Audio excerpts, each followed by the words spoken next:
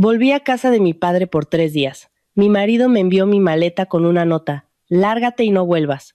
Sonreí con desdén e hice una cosa. Al día siguiente, él estaba de rodillas, llorando y suplicando mi perdón. Mi nombre es Isabel. Este año cumplo 34 y soy la jefa de contabilidad de una constructora en Madrid. Mi trabajo es ajetreado. Mi mente siempre está al límite entre libros de cuentas, contratos, pagos, revisando cada cifra una por una. Pero por muy agotador que fuera el mundo exterior, siempre me decía a mí misma que al llegar a casa podría respirar aliviada, porque tenía una familia a la que volver, un marido en el que apoyarnos mutuamente. Mi marido se llama Mateo. Visto desde fuera, casi todo el mundo lo describiría como un hombre bueno, maduro y de trato agradable. Durante nuestros 6 años de matrimonio yo también lo creí. Creí que era una mujer afortunada por haberme casado con un hombre que no bebía hasta perder el control, no apostaba, ni le gritaba a su mujer en plena calle. Pero solo los que viven bajo el mismo techo saben que hay matrimonios que no se rompen por una gran pelea, sino que se enfrían gradualmente, hasta que estar uno al lado del otro es como estar junto a un extraño. Desde hace aproximadamente medio año, Mateo había cambiado notablemente. Salía temprano y volvía tarde con frecuencia, el móvil siempre con contraseña, y boca abajo sobre la mesa, como si temiera que alguien lo viera. Un día, al acercarme, cogió el teléfono, se levantó y se fue al balcón a hablar. Cuando le pregunté, solo recibí respuestas cortas. Es trabajo, no imagines cosas, estoy muy cansado. No soy el tipo de mujer que interroga, y mucho menos quería convertirme en una esposa paranoica.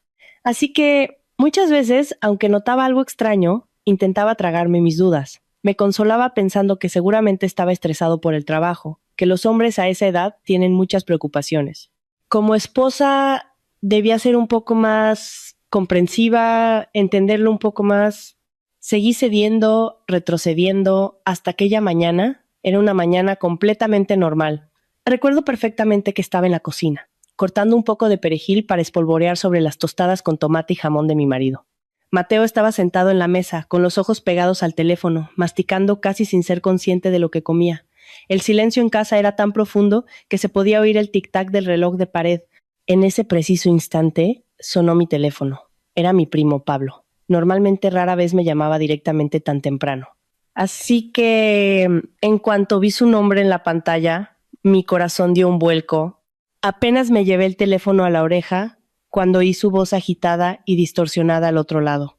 Isabel, el tío Felipe ha tenido un ictus. Lo estamos llevando al hospital. Tienes que venir ya. Date prisa. Sentí como el cuchillo se me caía de la mano y golpeaba la encimera con un chasquido seco. Me quedé rígida. Un zumbido me llenó los oídos y solo escuchaba fragmentos de sus palabras. En urgencias, no se sabe nada. Ven rápido. Mi padre Felipe, con 63 años, había sido un hombre fuerte toda su vida, siempre ágil, rara vez enfermo. Nunca imaginé que un día recibiría la noticia de que se había desplomado así, de repente. Me giré bruscamente, con la voz tan temblorosa que ni yo misma la reconocía. Mateo, mi padre ha tenido un ictus. Tengo que irme ahora mismo. Mateo levantó la vista. Me miró exactamente 2 segundos y luego dejó el teléfono sobre la mesa. Yo esperaba una pregunta, una muestra de preocupación, al menos un ¿cómo está? Te llevo yo. Pero no. Solo frunció el ceño ligeramente y dijo una frase que me heló la sangre. Pues vete. Vete rápido y vuelve pronto, que no afecte al trabajo. Me quedé paralizada. En ese instante no podía entender cómo el hombre que dormía a mi lado cada noche podía decir algo así mientras mi padre estaba en urgencias. Su tono no era alto ni agresivo, pero esa indiferencia casual me hirió más que cualquier grito. Lo miré, queriendo decir algo, pero sentí como si alguien me estuviera estrangulando. Y de nuevo me contuve. Pensé que quizás estaba preocupado por algo de la empresa, que los hombres expresan las cosas de otra manera. Mi familia estaba sumida en el caos en ese momento. No quería añadir una discusión más. Corrí a la habitación, me cambié de ropa, metí un par de prendas en una bolsa de viaje, el cargador del móvil y mi DNI, con las manos temblando tanto que me costó varias veces cerrar la cremallera. Pero, extrañamente, en medio de esa angustia que me quemaba por dentro, no olvidé mis deberes. Volví a la cocina, apagué la vitrocerámica, guardé la comida en la nevera y le recordé a mi marido que había lentejas en una olla en el frigorífico. Por la noche solo tendría que calentarlas. Incluso aproveché para doblar la ropa que había recogido del tendedero la noche anterior y la dejé ordenada sobre la cama. Ahora, al recordarlo, me veo a mí misma a la vez patética y ridícula. Mi padre en el hospital, entre la vida y la muerte, y yo preocupada porque la casa estuviera ordenada y mi marido no se quedara sin cenar. Antes de irme, arrastré la maleta hasta la puerta. Mateo seguía allí sentado, con la cabeza agacha mirando el teléfono. Le dije en voz baja: me voy al hospital a estar con papá unos días. Te llamaré si hay algo. No me miró, solo emitió un sonido tan ligero y distante como si la persona que se iba de casa no fuera su mujer, sino una empleada del hogar pidiendo unos días libres. Subí al coche con el corazón como una piedra.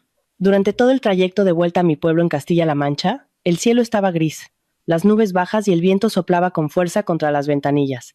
Me senté abrazando mi bolso, llamando sin parar a mi primo, al hospital, preguntando por el estado de mi padre, pero cuanto más llamaba, más me angustiaba, porque nadie podía decirme más que frases vagas. Está en la UCI, tienes que venir, todavía no podemos decir nada. En un semáforo en rojo, vi mi reflejo en la ventanilla y sentí un nudo en la garganta. De repente, recordé la mirada fría de Mateo esa mañana.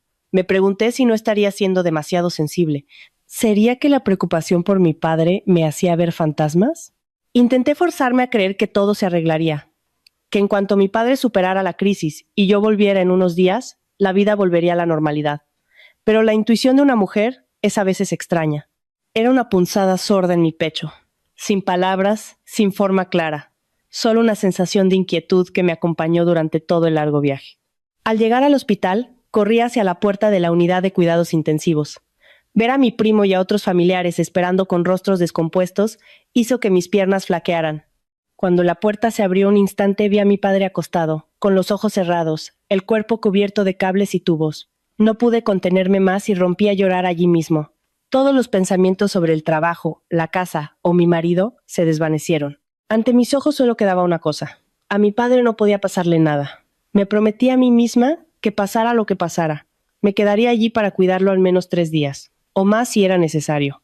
No tenía ni idea de que en esos mismos días en los que yo corría de un lado a otro por el hospital, a mis espaldas, mi matrimonio de 6 años, aparentemente estable, estaba siendo desmantelado fríamente, paso a paso, para empujarme a un shock que jamás en mi vida podría olvidar.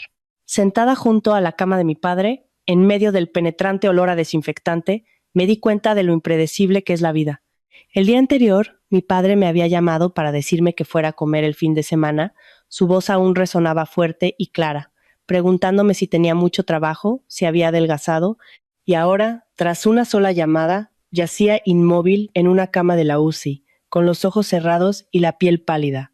Me senté a su lado, sosteniendo su mano venosa con una de las mías, mientras con la otra le ajustaba la manta o miraba fijamente el monitor de constantes vitales, temiendo que si me despistaba un solo segundo, se me escaparía de las manos. Mi madre murió joven. Desde entonces, mi padre fue padre y madre para mí. No era un hombre de palabras dulces, pero vivió toda su vida por su hija. Cuando estudiaba fuera, se desvivía por enviarme paquetes con aceite de oliva de nuestro pueblo y jamón. Cuando me casé, reunió todos sus ahorros para darme una suma de dinero, para que tuvieras algo con lo que empezar con la cabeza alta en tu nueva casa, dijo. Por eso, verlo allí tumbado me partía el corazón. Prácticamente no dormí la primera noche. Cuando las enfermeras terminaban de administrarle la medicación, yo me quedaba de guardia. Si pasaba un médico, me levantaba de un salto para preguntar. A veces el cansancio me vencía y apoyaba la cabeza en el borde de la cama durante 10 minutos, pero me despertaba al instante con el más mínimo pitido de una máquina. En medio de ese torbellino de angustia también esperaba una llamada de mi marido. Al fin y al cabo, mi padre era su suegro, un hombre que lo había querido como a un hijo. Pero, extrañamente, durante todo el primer día, Mateo no llamó. Casi al anochecer, la pantalla de mi móvil se iluminó con un mensaje de texto escueto. ¿Cómo está tu padre? Solo 4 palabras, sin una pregunta más, sin un gesto de consuelo. Leí el mensaje sintiendo una mezcla de tristeza y decepción, pero aún así me dije que seguramente estaría ocupado y lo habría escrito deprisa. Le respondí con un mensaje largo, detallando la situación de mi padre, lo que decían los médicos, la medicación. El mensaje fue enviado y mucho después apareció como leído, seguido de un silencio absoluto. Me senté en silencio junto a la ventana del pasillo del hospital. Fuera, el cielo se oscurecía y el viento se colaba por los asientos de metal, helándome. De repente, recordé los primeros días de casados. Mi padre tuvo una simple tos durante unos días, y Mateo tomó la iniciativa de comprarle un jarabe y llevarlo, pasando la tarde preguntándole cómo se encontraba. Mi padre lo apreciaba mucho, siempre decía, ese Mateo es un buen chico, habla poco, pero tiene buen corazón. Yo también lo creí. Pensé que me había casado con el hombre adecuado. Por eso, la frialdad de Mateo en los últimos meses y su actitud indiferente de esa mañana eran como una espina clavada en mi corazón que no podía arrancar. Al segundo día, el estado de mi padre seguía siendo delicado. Mostraba signos de responder al tratamiento, pero no recuperaba la conciencia del todo. Aproveché un momento en que los médicos terminaron su ronda para salir al pasillo y llamar a Mateo. No quería reprocharle nada, simplemente necesitaba ver su rostro, escuchar una palabra amable en medio de mi angustia. Hice una videollamada. Tras varios tonos, contestó, pero solo apareció una pantalla en negro. Su voz sonó irritada. ¿Estoy en una reunión? ¿Qué pasa? Solo quería contarte cómo está papá. Y que te echo de menos, dije, sintiendo un nudo en la garganta al pronunciar la última frase. Hubo un silencio de 2 segundos al otro lado, y luego Mateo respondió bruscamente, estoy muy ocupado, hablamos por la noche. Pero justo en ese momento, detrás de su voz no se oía el murmullo de papeles, ni la tensión de una reunión. Escuché claramente, aunque muy bajo, el sonido de música de fondo, un ritmo animado. Y luego la risa de una mujer, que aunque fue fugaz, fue suficiente para que me quedara paralizada. ¿De verdad estás en una reunión? Pregunté de inmediato. Mateo se enfadó al instante. Si no me crees, allá tú. No aproveches que estás nerviosa por lo de tu padre para buscarme problemas. Dicho esto, colgó abruptamente. Me quedé de pie en mitad del pasillo, con el teléfono aún en la mano y un zumbido en los oídos. Antes, por muy enfadado que estuviera, Mateo nunca me había hablado con ese tono. La sensación de inquietud del día anterior creció de golpe. Ya no era una vaga intuición, sino que empezaba a tomar la forma de una sospecha afilada que se clavaba en mi mente. Volví a mi asiento, tratando de convencerme de que quizás había oído mal, que podría ser la televisión, que de verdad estaba en un lugar concurrido. Pero cuanto más intentaba excusarlo, más agotada me sentía. Cerca del mediodía, mientras esperaba los resultados de una consulta médica, abrí la aplicación del banco para comprobar cuánto dinero quedaba en la cuenta, ya que una hospitalización larga seguramente implicaría muchos gastos extra. Mi cuenta personal estaba normal, pero al cambiar a la cuenta conjunta que compartíamos, vi que se había realizado una retirada de una cantidad considerablemente grande. Me incorporé de golpe. No eran unos pocos cientos de euros para gastos corrientes, era una suma que haría que cualquier esposa pidiera explicaciones. Llamé a Mateo inmediatamente. Esta vez contestó rápido, pero su voz estaba cargada de fastidio, como si lo estuviera interrumpiendo en algo muy importante.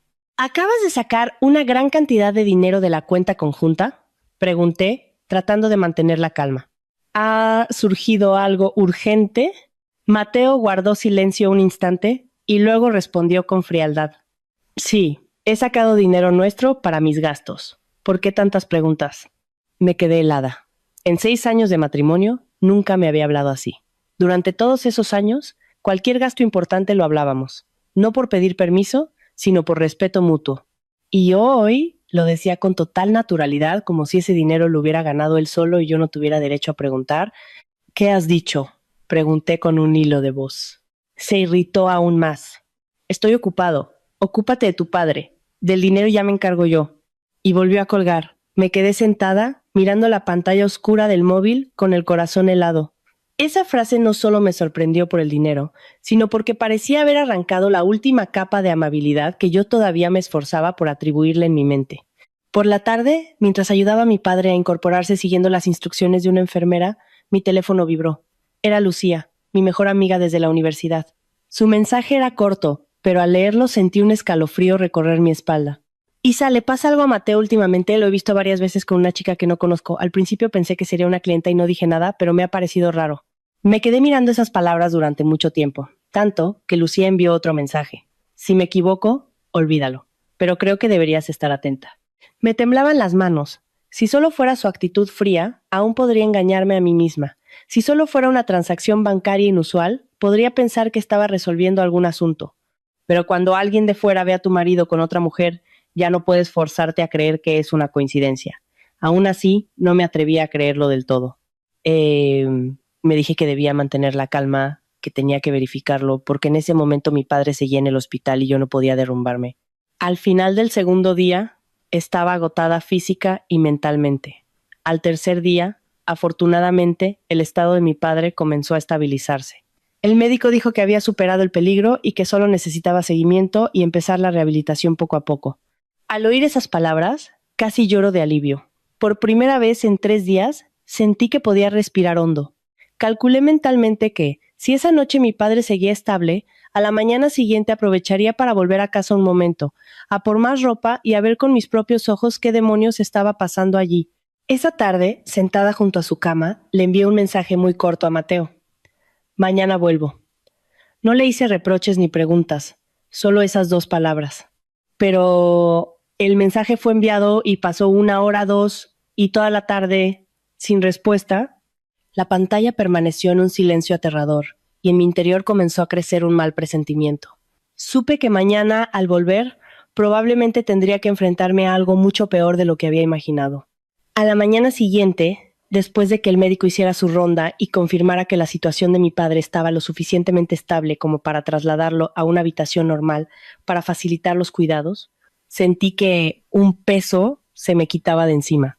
La noche anterior apenas había pegado ojo, temiendo cualquier complicación. Al escuchar al propio médico decir que el peligro inmediato había pasado, sentí que las rodillas me flaqueaban. Y mientras ayudaba a mi padre a beber un poco de agua, le pedí a mi primo que bajara a hacer los trámites para el cambio de habitación, y yo me puse a recoger las pocas cosas que tenía en el sillón plegable junto a la cama. Justo cuando estaba doblando una manta y guardando mis enseres en el bolso, el teléfono vibró. Era un número desconocido. Dudé un momento, pensando que sería del hospital para algún papeleo o alguien del trabajo, así que contesté. Al otro lado, la voz de un chico joven habló rápidamente. ¿La señora Isabel? Le traigo una maleta. El remitente es el señor Mateo. ¿Podría bajar a la entrada del hospital a recogerla? Me quedé paralizada unos segundos. ¿Una maleta? ¿Enviada por Mateo? Un pensamiento fugaz y optimista cruzó mi mente. Quizás al ver que llevaba varios días en el hospital se había dado cuenta de que necesitaba más ropa y me la había enviado. A pesar de la frialdad y el enfado de los últimos días, me obligué a pensar en la opción más amable. Incluso sentí una punzada de amargura, pensando que, tal vez, por fin se había acordado de que era su marido. Le pedí a mi primo que vigilara a mi padre un momento, y bajé rápidamente a la entrada. Aunque era de día, el ambiente era pesado y bochornoso. El ir y venir de gente y el sonido de una ambulancia a lo lejos hacían que mi cabeza, ya cansada, zumbara aún más. El repartidor, de pie junto a una vieja motocicleta, vio que me acercaba y me entregó una maleta de color gris oscuro. Era la maleta que siempre usaba para viajes cortos de trabajo. Al verla, mi corazón dio un vuelco. ¿Estás seguro de que no te equivocas? ¿La envía Mateo de verdad? Pregunté, para asegurarme. El chico se rascó la cabeza y me mostró la información del pedido en su móvil. El nombre del remitente era, efectivamente, Mateo, y su número de teléfono también aparecía claramente en la pantalla. ¿No había error posible? Firmé la entrega sintiendo una mezcla de confusión e inquietud. La maleta no pesaba tanto como imaginaba, pero sentí que me hundía el brazo de una forma extraña. No la subí directamente a la habitación. No sé por qué, pero en ese momento una sensación muy mala se apoderó de mí, como si algo helado me recorriera la espalda. Arrastré la maleta hasta un rincón tranquilo del pasillo cerca de las escaleras, un lugar poco transitado. La luz blanca del techo se reflejaba en el suelo de baldosas pulidas, haciendo que la cerradura metálica de la maleta brillara con una frialdad cegadora. Respiré hondo, me agaché y con manos temblorosas abrí la cerradura. En cuanto la tapa se abrió, me quedé petrificada.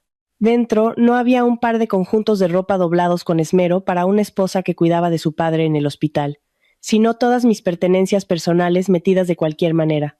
Pijamas, camisas, vaqueros, conjuntos de lencería. Incluso la bufanda que guardaba en el cajón estaba arrugada y embutida allí.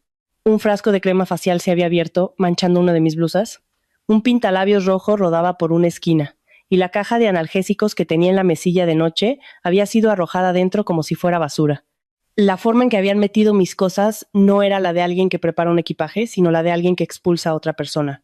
Me quedé inmóvil, con la mente en blanco, mis ojos fijos en ese montón de ropa desordenada. Tardé unos segundos en darme cuenta de que, encima de todo, había un papel doblado por la mitad y metido en un borde de la maleta. ¿Lo saqué? El papel estaba arrugado. La letra era irregular y fuerte, como si la hubieran escrito con rabia, casi perforando la hoja. Solo había una línea: lárgate y no vuelvas. Sentí un zumbido agudo en los oídos. Todos los sonidos a mi alrededor desaparecieron. Ya no oía las voces de la gente, ni el traqueteo de los carritos, ni los pasos en el pasillo. Solo esa frase, que parecía crecer ante mis ojos. Lárgate y no vuelvas. Sin una explicación, sin una última palabra amable. 6 años de matrimonio, y al final me echaba con una maleta y una nota, como si estuviera tirando un trasto viejo de casa. Mis manos temblaban tan violentamente que el papel crujía. El corazón me dolía como si alguien me lo estuviera estrujando. Si alguien me hubiera visto en ese momento, habría pensado que acababa de recibir una noticia aún más terrible que la de la enfermedad de mi padre. Quería llorar, de verdad. Quería gritar allí mismo, correr a llamarlo, exigirle una explicación, gritarle a la cara qué había hecho yo para merecer un trato así. Pero, extrañamente, esa sensación solo duró unos segundos. Justo después del primer shock, un frío terrible se apoderó de mí. Las lágrimas que estaban a punto de brotar se retiraron hacia adentro. Me enderecé, volví a mirar el montón de mis cosas y luego la nota en mi mano. Todas las piezas sueltas de los últimos meses, como si alguien las hubiera unido de golpe, formaron una imagen clara y cruel. Su frialdad prolongada, las llamadas a escondidas, la contraseña del móvil, su actitud hostil sin motivo, la gran suma de dinero retirada de la cuenta conjunta, la risa de mujer en la videollamada, el mensaje de Lucía diciendo que lo había visto con otra chica y su silencio aterrador después de mi mensaje. Mañana vuelvo. No había sido un arrebato ni un enfado momentáneo. Lo había preparado. Quizás incluso esperó el momento justo en que mi padre cayera enfermo, el momento en que yo estuviera más confundida y vulnerable, para dar el golpe de una vez por todas. Esta maleta no era un impulso, era el punto final que él ya había planeado. Cuanto más lo pensaba, más sentía un escalofrío recorrer mi espalda. El hombre que había dormido a mi lado durante tantos años resultaba que, cuando quería dar la espalda, podía ser así de frío. Saqué el teléfono y marqué el número de Mateo una vez. No había terminado de sonar el primer tono cuando cortó la llamada. Volví a llamar. El teléfono comunicaba. A la tercera, su móvil estaba apagado. Esa acción fue como la bofetada final, decisiva, y sin necesidad de más disimulos. No solo me echaba, sino que ni siquiera se molestaba en escuchar una sola palabra mía. Me quedé sentada en silencio unos segundos más, luego doblé lentamente la nota y la guardé en mi bolso. Después, cerré la cremallera de la maleta y la apoyé contra la pared. Ya no temblaba, ya no sentía pánico. En mi mente, en ese momento, solo quedaba una lucidez helada que hasta a mí misma me sorprendía. Miré el largo y desierto pasillo que se extendía ante mí y esbocé una pequeña sonrisa, tan leve que solo yo pude oírla. ¿Así que quieres echarme?, pensé. Apreté con fuerza el asa de la maleta, mis labios se curvaron en una mueca, mientras mis ojos perdían toda calidez. Pues entonces, que no te arrepientas. No llevé la maleta de vuelta a la habitación de inmediato.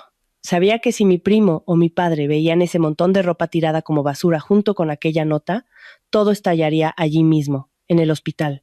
Mi padre acababa de superar una crisis y no podía permitir que sufriera otro shock. Dejé la maleta en la consigna del hospital, me lavé la cara con agua fría en el baño y me quedé mirando mi reflejo en el espejo durante unos segundos.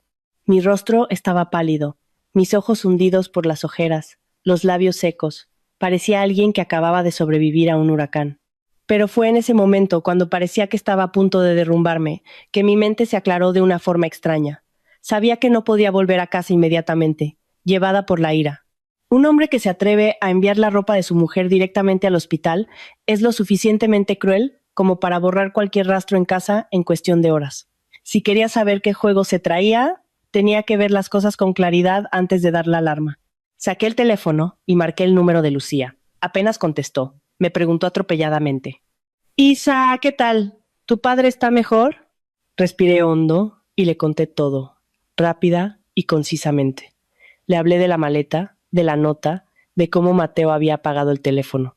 Al otro lado, se hizo un silencio de varios segundos y luego Lucía soltó una palabrota que rara vez le había oído decir en todos los años que la conocía.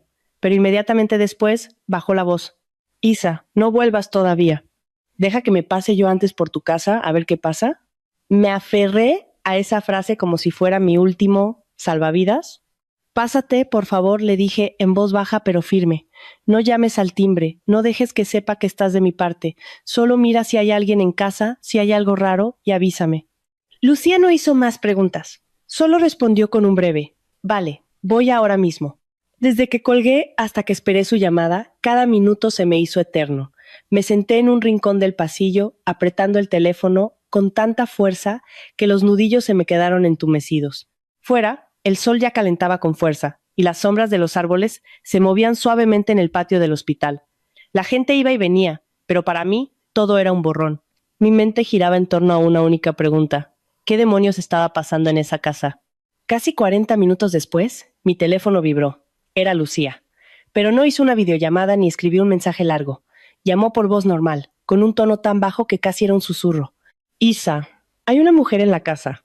Sentí un escalofrío recorrer mi espalda. ¿Quién? Pregunté al instante. Lucía dudó un segundo y luego dijo: al principio no le vi bien la cara, pero me resulta muy familiar. Muchísimo. Me levanté de un salto. Hazme una foto, como sea, desde la ventana, el balcón, el jardín, lo que sea, pero que se le vea bien la cara. Vale, espera un momento, respondió en voz baja antes de colgar.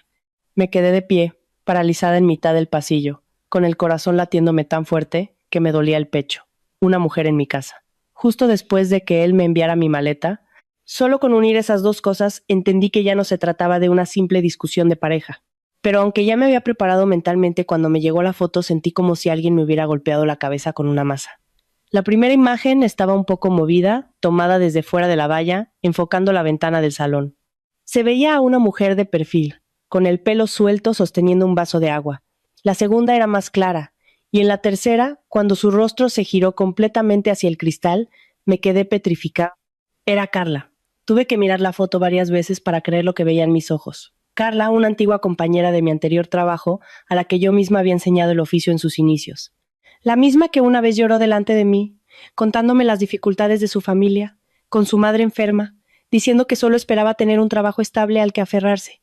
Una vez cometió un error grave con una factura importante, y fui yo quien asumió parte de la responsabilidad para que no la despidieran. Y ahora, la mujer que estaba en mi casa era ella. Aún no me había recuperado del shock cuando Lucía me envió otra foto. Una imagen tan clara que dolía a la vista. Carla llevaba puesto el pijama de seda color crema con detalles de encaje que yo guardaba en mi armario. Lo reconocí al instante, porque me lo había comprado yo misma con una paga extra. Recuerdo perfectamente que estuve varios días dudando por el precio antes de decidirme. Llevaba mi ropa, se movía por mi casa, con el pelo suelto sobre los hombros, con una naturalidad que sugería que esa casa era suya desde hacía mucho tiempo. Sentí un nudo en la garganta, ya no por la sorpresa, sino por la humillación. Una humillación helada que me recorrió hasta la raíz del pelo. Resultaba que lo que Lucía me había dicho no eran imaginaciones suyas. ¿Que la risa de mujer en la videollamada no la había oído mal?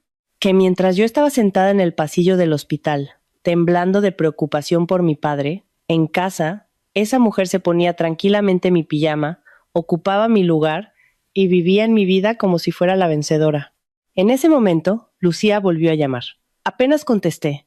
Me dijo con la voz temblorosa de rabia: Isa, he oído más.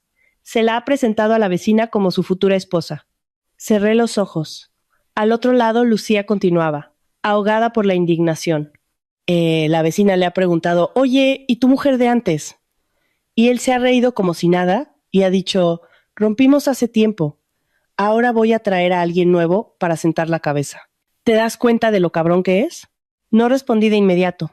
Solo apreté más el teléfono, tanto que la palma de mi mano me dolía. Si hubiera sido hace 3 días, probablemente habría roto a llorar. Si hubiera sido otra mujer, quizás habría corrido a casa, le habría arrancado los pelos, lo habría roto todo para desahogarse. Pero en ese momento, no sé por qué, no podía llorar. Sentía dolor, sentía humillación, pero por encima de todo, sentía una lucidez tan fría que me asustaba. Le dije a Lucía: vete a casa, no dejes que sospechen. Guarda todas esas fotos, no borres ninguna. Intentó decir algo más, pero al oír mi tono, finalmente solo suspiró y respondió: vale, pero Isa, tienes que ser fuerte. Este tipo no merece que te hundas por él. Después de colgar, me quedé sentada en silencio durante un buen rato. Luego, abrí el teléfono y empecé a revisar todo, punto por punto. Primero, la casa. La escritura estaba a nombre de los dos. Lo recordaba perfectamente, porque el día que firmamos la compra, mi padre me cogió de la mano y me insistió una y otra vez: por mucho que quieras a tu marido, los papeles tienen que estar claros. Luego, la cuenta de ahorros conjunta. Después, las pequeñas inversiones que habíamos hecho juntos. Abrí cada aplicación del banco, cada correo antiguo, cada foto de documentos que tenía guardada en el móvil. y cuanto más revisaba, más se me helaba el corazón. Había movimientos de dinero que se habían hecho meses atrás, no solo en los últimos días. Había algunas notificaciones de movimientos que en su momento había pasado por alto, confiando en mi marido. Ahora, al volver a mirarlas, veía que las cantidades no eran pequeñas. Había algunos contratos de inversión que recordaba vagamente que Mateo me había dicho que había que mover temporalmente para que fuera más fácil. En ese momento, no me molesté en preguntar más. Ahora, al recordarlo, me daba cuenta de que, paso a paso, él había estado desviando en secreto parte de nuestro patrimonio hacia su lado desde hacía mucho tiempo. Levanté la vista hacia el sol deslumbrante que entraba por la ventana del pasillo y sentí que todo en mi vida se había vuelto extrañamente nítido y frío. Ya no había dudas. Esto no era una infidelidad impulsiva, ni un arrebato de ira en el que echaba a su mujer de casa para desahogarse. Mateo lo había planeado todo desde hacía tiempo. Cada euro, cada papel, cada paso para allanar el camino y meter a su amante en casa, todo estaba preparado. Apreté suavemente el teléfono en mi mano. El dolor seguía ahí, pero la debilidad no. Porque en ese momento entendí algo muy claramente. Ese hombre ya no me consideraba su mujer. Me veía como un obstáculo que había que quitar de en medio, y si yo seguía siendo blanda, si tardaba un solo paso, me arrebataría todo delante de mis narices. Me quedé sentada mucho tiempo al final del pasillo del hospital, con la espalda apoyada en la pared fría, mirando la pantalla del teléfono que se encendía y apagaba. En mi cabeza ya no había espacio para las lágrimas. Cuando una mujer descubre que su marido no solo la engaña, sino que además le está preparando el terreno a su amante para que se mude a su casa, la primera reacción suele ser el dolor. Pero cuando el dolor pasa, lo que queda es la lucidez. Y yo entendí muy bien que si en ese momento me volvía loca, corría a casa a montar una escena, a arrancarle la ropa, a gritar y llorar, la primera en quedar en ridículo sería yo. Mateo estaba esperando eso. Estaba esperando que yo perdiera el control, que montara un escándalo como una mujer desesperada para tener una excusa para echarme a la calle y convertirme en una loca. Y mientras tanto, él se quedaría tranquilamente con la casa, el dinero y su imagen de hombre decente ante la sociedad. Al pensar en eso, me enderecé, respiré hondo y abrí la agenda del teléfono. Había un hombre con el que no contactaba desde hacía tiempo, pero que en ese momento apareció muy claro en mi mente. Marcos, abogado. Era un viejo conocido de mi familia, unos años mayor que yo. Hacía tiempo. Ayudó a una prima mía a resolver un litigio de bienes tras su divorcio. Todavía recuerdo a mi prima llorando hasta quedarse sin lágrimas, mientras su exmarido se hacía el pobre para quedarse con la casa y el terreno. Al final, fue Marcos quien, revisando cada papel y cada movimiento bancario, obligó a aquel tipo a devolver lo que no era suyo. Lo llamé casi sin dudar. Contestó rápidamente. Su voz seguía siendo tan grave, clara y tranquila como siempre. Isabel, ¿qué pasa para que me llames a estas horas? Solo con escuchar esa voz serena, todo lo que tenía atragantado estuvo a punto de salir, pero me contuve. Le dije que estaba en el hospital cuidando de mi padre, y le conté todo, de principio a fin, sin omitir ningún detalle. La actitud fría de Mateo, el dinero retirado de la cuenta conjunta, la maleta enviada al hospital, la nota echándome, la foto de Carla en mi casa con mi pijama. Cuando terminé de hablar, hubo un silencio de unos segundos al otro lado. Luego Marcos preguntó muy despacio, cada palabra golpeando directamente en mi cabeza. ¿Conservas los mensajes, las capturas de las transferencias, la foto de ella en la casa y la nota? Sí, lo guardo todo, respondí al instante. No solo te está haciendo infiel, Isabel dijo, con una claridad que me heló la sangre. Está intentando forzarte a abandonar el matrimonio sin tener que repartir los bienes gananciales. Apreté con fuerza el teléfono. Aunque ya lo sospechaba, escucharlo de boca de un profesional me dejó helada. Marcos no me dio tiempo a hundirme en mis emociones. Continuó preguntando, de forma rápida pero clara. ¿La casa está a nombre de quién? ¿En qué banco tenéis la cuenta conjunta? ¿Hay alguna inversión en la que estéis los dos? ¿Mateo te ha dado alguna vez a firmar papeles que no hayas leído con atención? Recordaba y respondía, y cuanto más respondía, más frío sentía en la espalda. Había cosas que por confianza había pasado por alto, y que ahora, al recordarlas, apestaban a cálculo. Lo primero dijo Marcos, no le escribas ni una palabra más llevada por la rabia. Lo segundo, envíame todas las pruebas que tengas, cuanto antes. Y lo tercero, bloquea inmediatamente todo lo que aún puedas bloquear. ¿Cómo lo bloqueo?, pregunté, con la respiración entrecortada. Me lo explicó de forma rápida y concisa. Tenía que notificar al banco la existencia de un conflicto sobre la cuenta conjunta. solicitar un extracto detallado de todos los movimientos inusuales recientes y todos los documentos originales que tuviera guardados en correos, fotos o archivos digitales, tenía que reunirlos y guardarlos en otro lugar, por si intentaba borrar los rastros. Allí mismo, en el pasillo del hospital, me puse a ello. Abrí cada aplicación, cada correo, y le envié a Marcos todas las fotos, transferencias, incluso la imagen de Carla en mi casa. Había fotos que me dolía volver a mirar, pero cuanto más me dolían, más rápido las enviaba. Entendí que a partir de ese momento ya no podía permitirme ser débil. Mi padre acababa de salir de una situación crítica. No podía dejar que un desgraciado me hundiera a mí también en el barro. A la media hora, Marcos volvió a llamar. Su voz sonaba más seria. Isabel, he echado un vistazo preliminar. Hay varias transferencias muy sospechosas, pero hay algo peor. El corazón se me encogió. ¿El qué? Pregunté en un susurro. Parece que Mateo ha solicitado un préstamo considerable usando vuestro patrimonio como garantía, dijo lentamente, como si temiera que me derrumbara. Aún no tengo todos los documentos para confirmarlo, pero los indicios son muy claros. Me quedé sin palabras. Así que no se trataba solo de una infidelidad, ni de echar a su mujer para meter a su amante. Estaba cavando un agujero mucho más grande, más profundo y más sucio. ¿Qué significa eso?, pregunté, con la boca seca. Significa, respondió Marcos sin rodeos, que si te ablandas, si te vas en silencio, es muy probable que a tus espaldas él termine de firmar todos los papeles. Y entonces, no solo perderás la casa y tus bienes, sino que podrías acabar cargando con la deuda que él ha generado. Sentí que se me helaban las manos. La imagen de la maleta, la nota, el rostro de Carla en mi casa, todo giró en mi cabeza, y de repente se unió en una imagen nítida. Mateo no me echaba porque ya no me quisiera, me echaba porque yo era un obstáculo en su camino. Necesitaba que desapareciera lo antes posible, cuanto más alterada mejor, para tener las manos libres y quedarse con todo lo que quedaba. Cuanto más lo pensaba, más náusea sentía.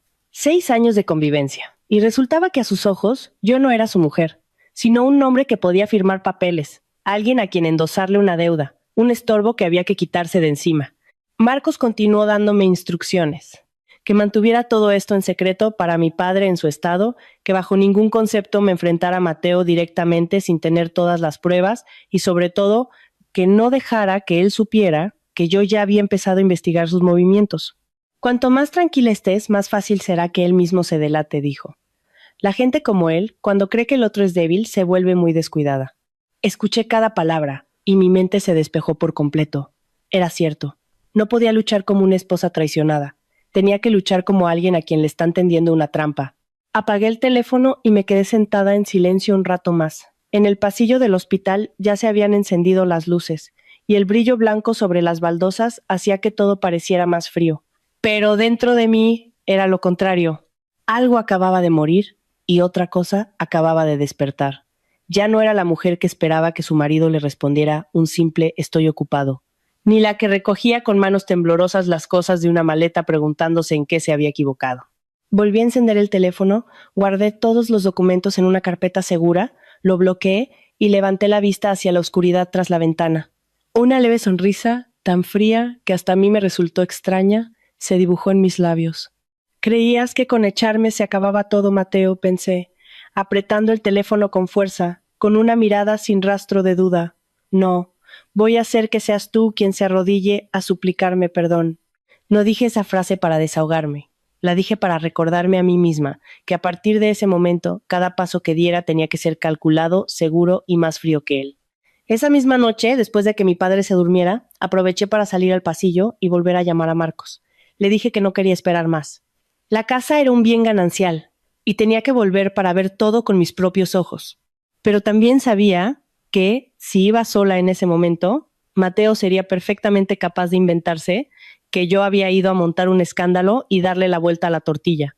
Marcos, tras escucharme, solo dijo brevemente: «Mañana por la mañana paso a recogerte. Avisaré a la policía local para que estén al tanto de que hay un posible conflicto de propiedad. No te dejes llevar por la ira, recuérdalo. Ahora necesitas pruebas, no una pelea». De acuerdo, respondí antes de colgar. Esa noche seguí sentada junto a la cama de mi padre, pero mi mente ya no estaba en el caos de los días anteriores. El dolor seguía ahí, pero se había retirado a un segundo plano, dejando espacio a una lucidez mucho más afilada. A la mañana siguiente, les pedí a mi primo y a una tía que se turnaran para cuidar de mi padre durante unas horas. Mi padre todavía estaba débil, pero al verme cambiarme de ropa, me preguntó en voz baja: ¿A dónde vas, hija? Me incliné para ajustarle la manta, esforzándome por mantener un tono de voz normal. Voy a casa por más cosas y vuelvo enseguida, papá. Él asintió levemente. Me di la vuelta rápidamente, porque si me quedaba un segundo más, no habría podido ocultar la tormenta que se reflejaba en mis ojos. Marcos llegó puntual. Conducía un coche negro, iba vestido de forma impecable y su rostro era tan sereno que contagiaba cierta calma. De camino, me repitió algunas cosas. Bajo ningún concepto usar la violencia, no decir nada que él pudiera usar en mi contra y no revelar cuántas pruebas tenía ya en mi poder. Sentada a su lado, mirando la carretera familiar que llevaba a mi barrio, sentí que todo me resultaba extrañamente ajeno. Había recorrido ese camino cientos de veces durante años, y sin embargo, esa mañana sentía el corazón tan pesado como si estuviera entrando en un lugar que ya no me pertenecía. En cuanto el coche giró en la esquina de mi calle, vi lo primero. La cerradura de la puerta exterior había sido cambiada. Sentí un vuelco en el corazón y la sangre me subió a la cara. Mateo no solo me había echado con una maleta, sino que se había atrevido a cambiar la cerradura como si yo fuera una extraña, como si esa casa fuera exclusivamente suya. Me quedé parada 2 segundos, mirando la cerradura nueva y reluciente, y luego caminé directamente hacia el timbre y lo pulsé. 1, 2, 3 veces. Dentro hubo un silencio de unos segundos y luego el sonido de unas zapatillas arrastrándose. La puerta se entreabrió y la persona que apareció ante mí fue Carla. Y lo que hizo que apretara los puños hasta hacerme daño no fue solo su cara, sino el pijama de seda color crema que llevaba puesto, el mismo que yo me había comprado con la paga extra. La tela fina, el ribete de encaje en el cuello, hasta el pequeño lazo en la cintura. Lo reconocí sin lugar a dudas.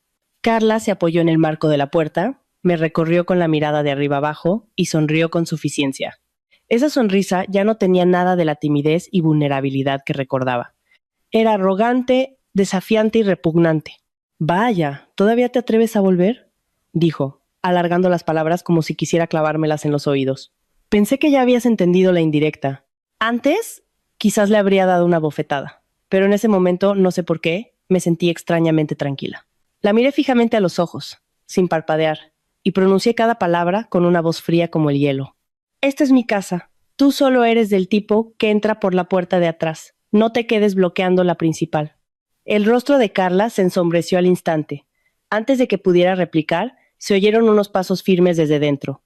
Apareció Mateo.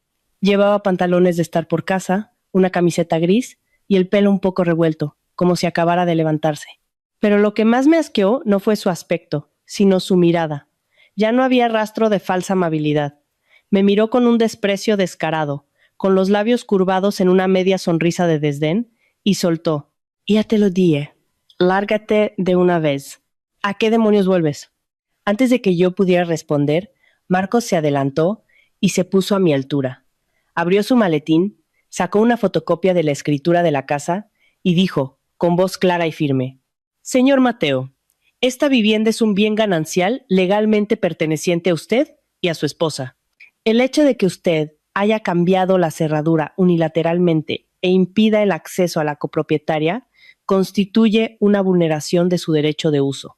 Ya hemos informado a la policía local sobre un posible conflicto, así que le ruego que nos permita entrar». Al oír la palabra policía, los ojos de Mateo parpadearon rápidamente. Fue solo un instante, pero vi claramente cómo se quedaba paralizado. Carla, por su parte, se giró hacia él, con la voz empezando a subir de tono por el nerviosismo.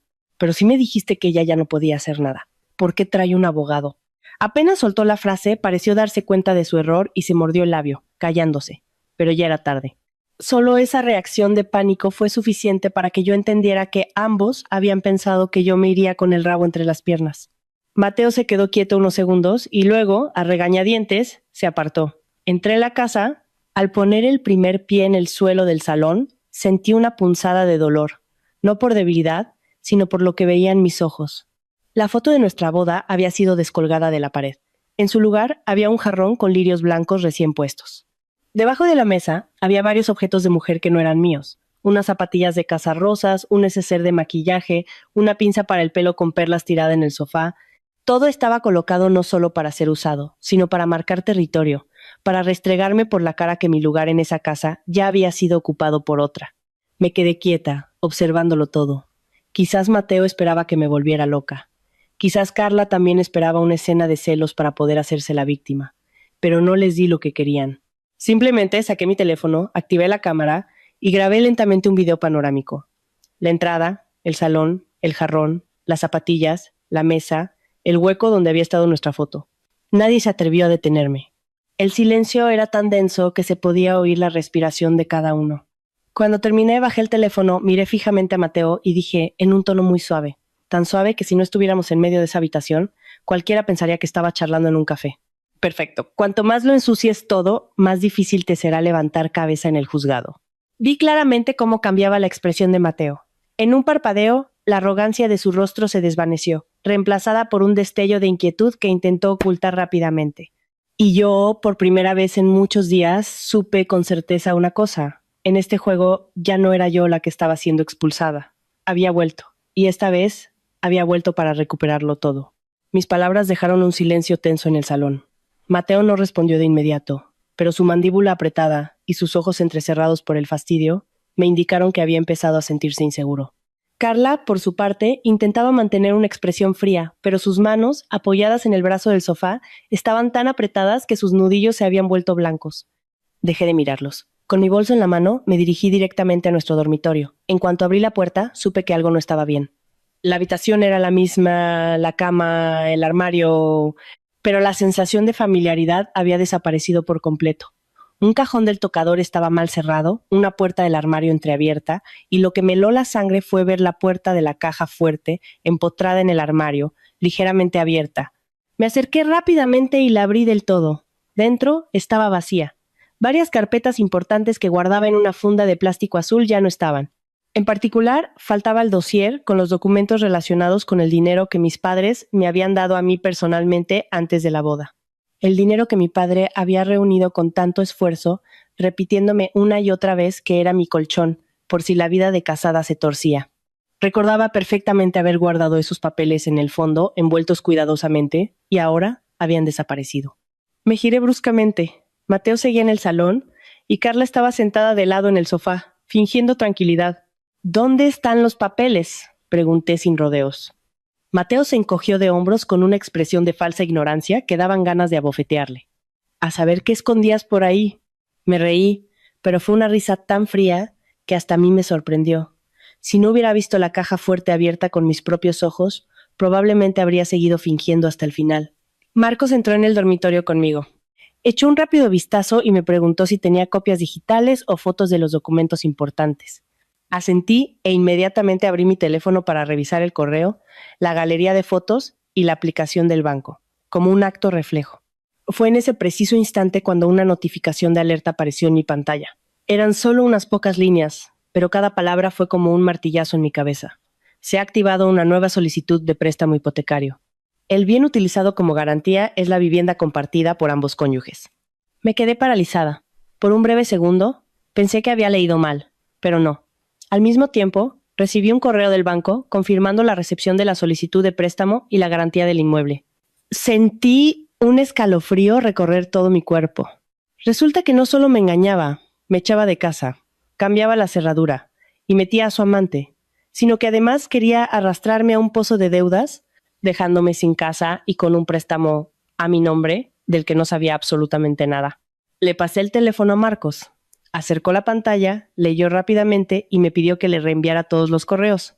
Unos minutos después, al examinar detenidamente los documentos escaneados adjuntos en la solicitud digital, señaló la sección de la firma y dijo en voz baja pero firme: Isabel, esta firma tiene problemas. No es una firma manuscrita, hay indicios de que ha sido escaneada e insertada en el documento. Sentí un zumbido en los oídos. Mi firma, utilizada, pegada en una solicitud para hipotecar la casa en la que estaba en ese mismo momento. Tuve que apoyarme en el borde del armario para no tambalearme. Marcos siguió revisando página por página y se detuvo en la sección de declaración de estado civil y consentimiento conyugal. Cuanto más leía, más serio se ponía su rostro. No lo han hecho de forma limpia, dijo. Algunas páginas tienen firma manuscrita y otras son imágenes insertadas. Con un peritaje caligráfico se demuestra. Sus palabras me transportaron meses atrás. Recordé que varias veces Mateo me había traído papeles para firmar. A veces decía que eran documentos internos de su empresa, otras que un socio necesitaba completar trámites. Un día, acababa de volver del hospital, con un dolor de cabeza terrible por haber estado cuidando de mi padre todo el día. Me puso un bolígrafo en la mano y me urgió: firma rápido, que tengo que enviarlo por correo. En ese momento, cansada y confiando ciegamente en él, apenas leí unas líneas y firmé. Ahora, al recordarlo, cada uno de esos momentos era como una aguja clavándose en mi cerebro. Había elegido los momentos en que yo estaba más distraída y vulnerable para tejer, paso a paso, esta trampa. Marcos llegó a la sección de información del beneficiario del préstamo. Me acerqué. Mi corazón se encogió una vez más. El mayor beneficiario del préstamo no era una empresa desconocida, sino una sociedad de nueva creación. Y en la lista de socios figuraba el nombre de Carla. No como única titular, pero lo suficientemente claro como para ver que ella no era solo la amante que se acostaba con mi marido. Era una pieza clave en el plan para robarme la casa, el dinero y dejarme en la calle, sin nada y con una deuda encima. Me di la vuelta y salí al salón. Carla seguía sentada allí, pero su rostro ya no tenía la expresión arrogante de antes. Al oír las palabras solicitud de préstamo, hipoteca, firma, su cara palideció visiblemente. Sus ojos parpadeaban sin cesar, sus labios se secaron y sus manos, apoyadas en las rodillas, se crisparon inconscientemente. Solo esa reacción fue suficiente para confirmármelo todo. Ella lo sabía. Estaba implicada. No era una mujer ingenua engañada en una relación turbia, sino una cómplice activa que caminaba junto a él por este camino sucio. Salí y me planté frente a ellos dos. Mi voz no era alta, pero cada palabra cayó como una piedra. Vosotros dos no estáis teniendo una simple aventura, estáis conspirando para estafarme. Carla intentó replicar, pero antes de que pudiera hablar, Mateo se enfureció. Golpeó la mesa con la mano, haciendo un ruido sordo. Las venas de su cuello se hincharon y sus ojos se inyectaron en sangre, tocado en su punto débil. ¿Y qué? Rugió. ¿Qué vas a conseguir? ¿Crees que por volver a esta casa has ganado? Para mí, hace mucho que solo eres una máquina de hacer dinero. Esa frase fue como una puñalada directa en el pecho. Creía que ya era lo suficientemente fría, que estaba preparada, pero al escucharlo de la boca del hombre que una vez me llamó esposa, mi corazón se retorció de un dolor que me dejó sin aliento.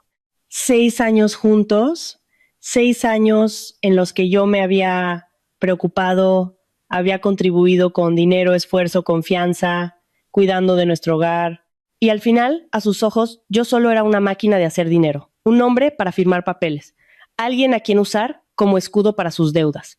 Pero fue en ese preciso instante cuando el último resquicio de afecto que quedaba en mí murió por completo. Miré fijamente a Mateo, sin llorar, sin gritar, sin temblar. Solo lo miré con la misma mirada que se le dedica a alguien que ha enterrado con sus propias manos todo lo bueno que una vez hubo entre dos personas. Y luego dije muy despacio, muy claro: acabas de cavar tu propia tumba, Mateo. Esta vez fue él quien se quedó en silencio. Y supe que, a partir de ese momento, todo había cambiado de rumbo. Ya no era un asunto de un marido infiel, era un desenmascaramiento total. Y él acababa de arrancarse la última máscara delante de mí. Justo cuando terminé de hablar, Mateo aún no había replicado cuando Marcos me miró. Su mirada fue suficiente para que yo entendiera una cosa. Si quería acorralarlo, no podía quedarme aquí discutiendo con estos dos sinvergüenzas entre 4 paredes. Alguien como Mateo podía tener la cara dura delante de su mujer y su amante, pero no estaba tan seguro de que pudiera soportar ser desenmascarado frente a sus familiares y los mayores de ambas familias. Lo miré fijamente y le dije: si tan seguro estás de que tienes razón, entonces esta noche llama a nuestras familias para que vengan aquí y lo aclaremos todo de una vez. Mateo se sobresaltó ligeramente. No esperaba que yo moviera ficha tan rápido.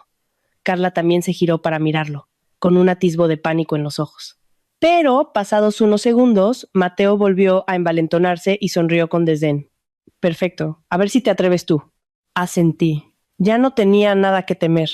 Dicho esto, llamé personalmente a mi tío, le pedí que viniera a mi casa por la noche y avisé a mi tía y a mi primo de que había un asunto que requería la presencia de la familia como testigos. No entré en detalles, solo dije que mi matrimonio atravesaba una crisis muy grave. Por la tarde apareció también mi suegra, Pilar. Nada más entrar, me lanzó una mirada mordaz, con los labios apretados como si estuviera a punto de insultarme. Y no me decepcionó. Sin siquiera sentarse, me señaló con el dedo, con una voz agria como el vinagre. ¿Qué haces tú aquí otra vez? Si tu marido no te quiere, es inútil que te aferres. Una mujer que deja que su marido se canse de ella hasta el punto de echarla de casa, debería mirarse un poco a sí misma. Meses atrás probablemente habría aguantado esa humillación para mantener la paz, pero ahora ya no estaba dispuesta a ceder. La miré directamente y le respondí sin rodeos, sin bajar la cabeza. Su hijo no me deja por falta de amor, me deja porque quiere quedarse con la casa, el dinero y endosarme a mí sus deudas. Mis palabras cayeron como un jarro de agua fría en el salón. El ambiente se congeló. Mi tío, que acababa de sentarse, se quedó paralizado. Mi tía me miró atónita y luego se giró hacia Mateo. Pero él reaccionó rápidamente y me interrumpió, con un tono de falsa víctima que daba náuseas.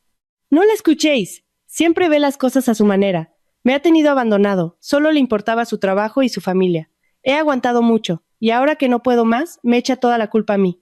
Incluso fingió un suspiro, moviendo la cabeza como un hombre verdaderamente desdichado. Una esposa que no cuida de su hogar y que además no puede darme hijos. ¿Cómo se supone que voy a vivir? Al oír eso, se me helaron las manos.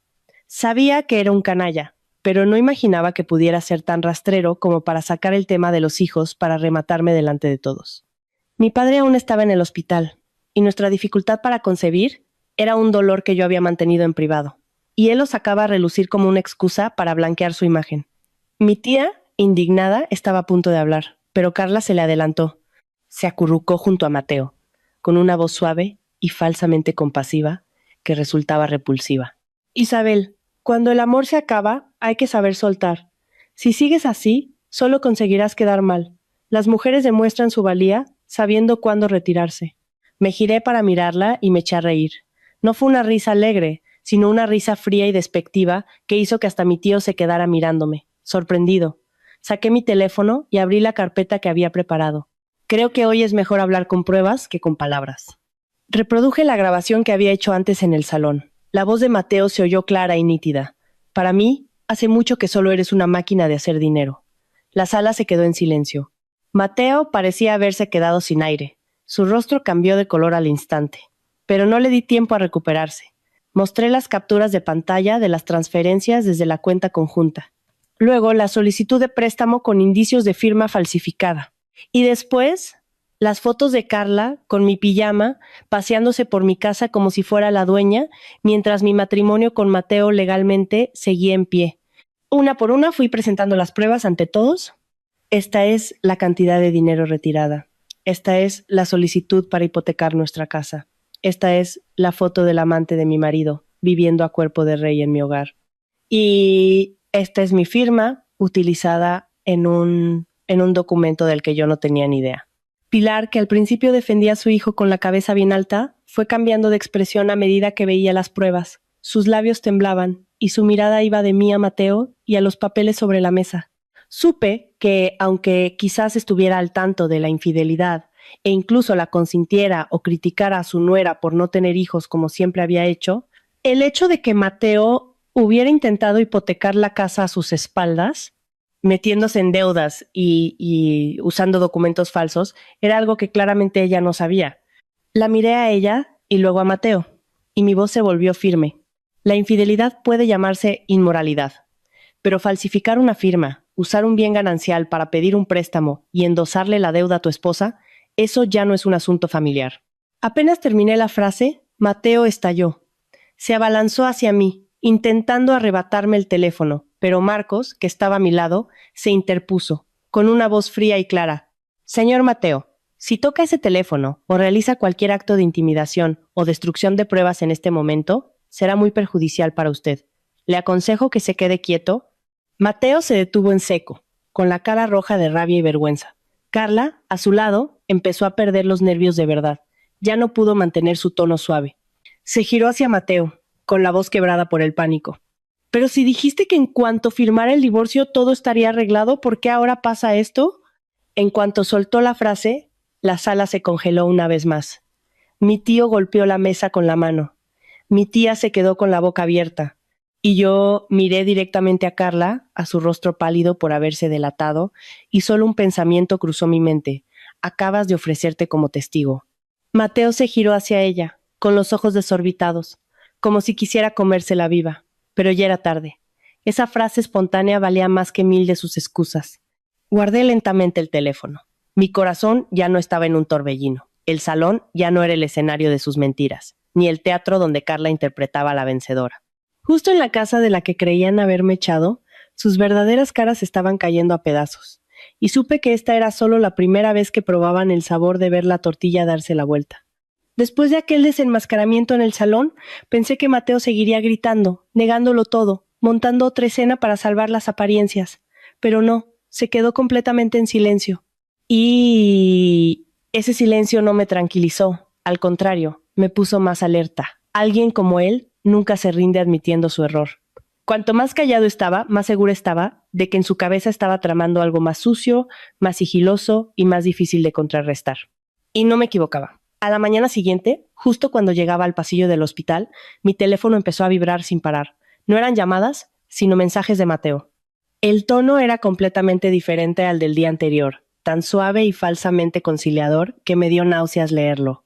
Isabel, no hagas esto más grande. Me equivoqué en lo sentimental, pero lo de los papeles es un malentendido. Somos marido y mujer. Podemos arreglarlo en privado. Leí el mensaje varias veces y me reí con frialdad. A estas alturas, que se atreviera a llamar malentendido, a falsificar mi firma, hipotecar la casa y meter a su amante a vivir allí, demostraba que su desvergüenza no tenía límites. No respondí. Hice una captura de pantalla, se la envié a Marcos y la guardé en mi carpeta de pruebas. A partir de ahora, cada palabra de Mateo ya no era la de un marido a su mujer, sino el rastro de alguien que busca desesperadamente una salida. Pero eso fue solo al principio.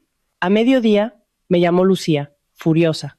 Me dijo que en la oficina ya circulaba un rumor muy bien montado, que yo había sido infiel primero, que mi marido me había pillado y por eso me había echado de casa, y que ahora había vuelto para exigirle dinero y propiedades. Al escucharlo sentí que la sangre me hervía. ¡Qué sucio! Sabía que no podía rebatir las pruebas, así que había decidido manchar mi nombre primero, para que cualquiera que oyera mi nombre pensara en una mujer adúltera y poco fiable. Lucía añadió en voz más baja, como si temiera que me afectara aún más. Y eso no es todo. Alguien ha enviado unas fotos manipuladas a tu jefe. A primera vista, parece que estás abrazando a un hombre desconocido en un coche. Pero yo, que lo he mirado bien, sé que es un montaje. El hombro y la cara no coinciden con la luz. Me quedé paralizada en mitad del pasillo del hospital. Si no fuera por el aviso de Lucía, si en mi empresa no fueran lo suficientemente perspicaces, solo esas fotos habrían bastado para dejarme sin marido, sin trabajo y sin honor.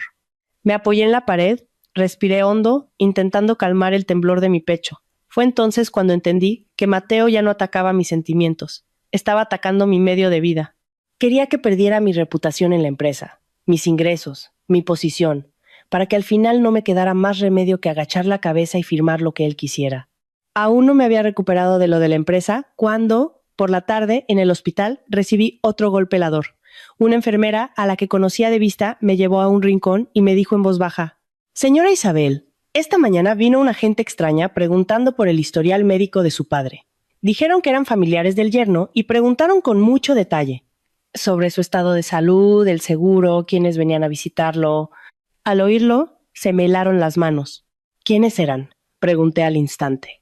La enfermera negó con la cabeza. Dijo que eran un hombre y una mujer, bien vestidos, que hablaban en voz baja, por lo que al principio todos pensaron que eran familiares de verdad. Por suerte, no les dieron el historial porque el médico responsable había dado orden de hablar solo directamente con los familiares de sangre. Me quedé de piedra. Mateo ya estaba merodeando incluso cerca de mi padre. No solo quería atacarme a mí, sino que quería extender sus tentáculos. Quería obtener información, averiguar hasta qué punto mi padre podía seguir apoyando a su hija, o peor aún, usarlo para presionarme, para que mi padre se enterara y me obligara a ceder. Al pensar en eso, sentí un nudo en la garganta. Un hombre que llega a esos extremos ya no tiene ningún tipo de escrúpulo. Ni siquiera respetaba a alguien que acababa de sufrir un ictus. Esa noche, justo después de que mi padre se durmiera, mi teléfono volvió a iluminarse. Esta vez era una llamada directa de Mateo. Miré la pantalla unos segundos y contesté. Su voz al otro lado era extrañamente suave, el tono meloso y falso de una serpiente que se enrosca antes de atacar. «Isabel, lo he pensado. No hagamos un escándalo de esto. Te doy la oportunidad de retirarte de forma pacífica. Firma el divorcio y te dejaré ir dignamente». Al escucharlo me eché a reír. La frase «te doy la oportunidad» era algo que solo alguien como Mateo podría decir.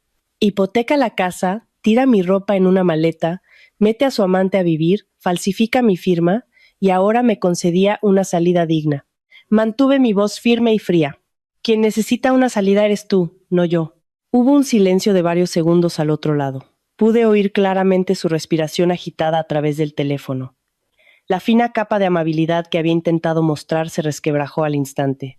Cuando volvió a hablar, su tono había cambiado por completo, volviéndose duro, venenoso y revelando su verdadera naturaleza. Pues entonces no me culpes por ser despiadado. No respondí.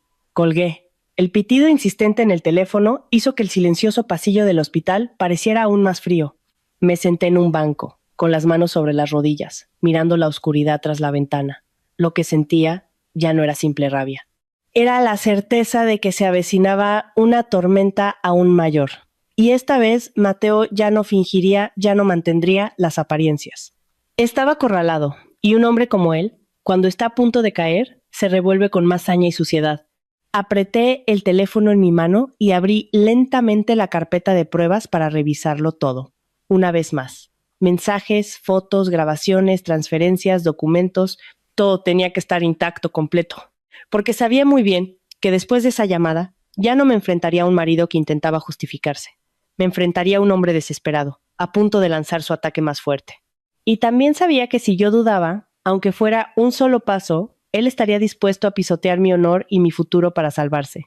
La llamada de Mateo no me quitó el sueño, pero me mantuvo despierta toda la noche, en un estado de alerta helada.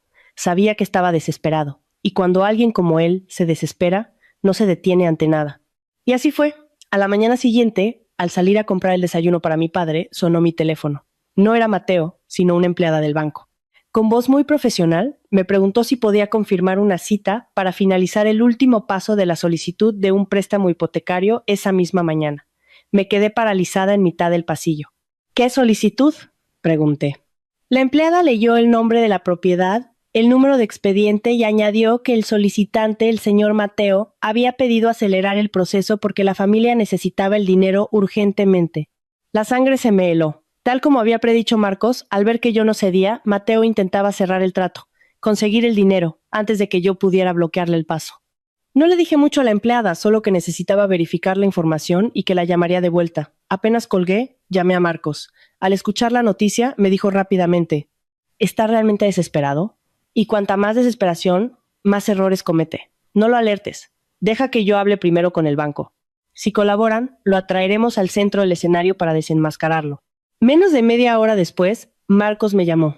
El banco había aceptado colaborar, manteniendo la confidencialidad y sin informar a Mateo de que su solicitud estaba bajo sospecha. Mi tarea ahora era atraerlo, hacer que él mismo confesara lo que creía que era un secreto. Marcos me dijo que le enviara un mensaje muy corto. Acepto reunirme, pero aclárame todo esto. Leí la frase varias veces antes de enviarla. Menos de un minuto después, Mateo respondió: perfecto, a las 11 en el banco. Me alegro de que entres en razón. Leí su mensaje con náuseas. Un hombre que intentaba falsificar la firma de su mujer, robarle la casa y hundirla en deudas, y todavía se creía en posición de perdonarle la vida. A las 11 en punto, yo estaba en el banco. Marcos no entró conmigo desde el principio. Se quedó en un despacho interior, según lo acordado con el personal. Me senté en la zona de espera, con la espalda recta y las manos sobre mi bolso. A los pocos minutos, entró Mateo. Llevaba una camisa azul oscuro, el pelo peinado y una expresión de falsa calma, aunque sus ojos se movían con más nerviosismo de lo habitual. A su lado Carla, también vestida formalmente, con el bolso apretado contra su cuerpo y los labios pintados de rojo, aunque su rostro no podía ocultar la tensión. Apenas se sentó frente a mí, Mateo se recostó en la silla, con esa familiar arrogancia fingida. Sonrió con desdén y dijo, como si fuera muy generoso: me alegro de que hayas entrado en razón. No era necesario montar todo este escándalo. Firma los papeles y te daré una cantidad suficiente para que empieces de nuevo, por los 6 años que hemos pasado juntos. Lo miré con una mezcla de pena y asco. Un hombre que estaba pisoteando a su mujer para robarle su casa y su dinero, y todavía se creía superior, con derecho a dar limosna. Pero no revelé mis cartas. Puse una expresión de duda y pregunté lentamente, como si de verdad lo estuviera considerando: ¿y si no firmo, qué piensas hacer? A Mateo le sorprendió la pregunta. Sonrió de lado, miró rápidamente a Carla y luego se volvió hacia mí, bajando la voz con un aire de suficiencia. Aunque no firmes, puedo conseguir el dinero igualmente. Tu firma ya la tengo. No te creas tan importante. Apenas terminó la frase, mi corazón dio un vuelco y luego se calmó por completo. Sabía que el pez había picado. En ese momento, la puerta del despacho interior se abrió. Marcos salió, acompañado de una empleada del banco y un hombre mayor, probablemente el director de crédito. La expresión de Mateo cambió al instante. La arrogancia de su rostro se desvaneció, dejando solo un pánico que no pudo ocultar. Carla se puso pálida, apretando el asa de su bolso con manos temblorosas. El director de crédito se acercó a la mesa y dijo con voz firme y clara: Señor Mateo, le informamos que la solicitud de hipoteca sobre la propiedad conjunta de usted y su esposa queda temporalmente retenida para su investigación debido a indicios de falsificación de firma y declaración fraudulenta sobre el estado civil y la titularidad de los bienes. Durante la investigación, toda operación de desembolso queda suspendida. Mateo se levantó de un salto, con la voz alterada. ¿Pero qué forma de trabajar es esta? Si toda la documentación está en regla. Marcos se adelantó medio paso y respondió con calma. En regla no significa legal. Acabamos de registrar su propia admisión de que ha utilizado una firma preexistente de su esposa en la solicitud.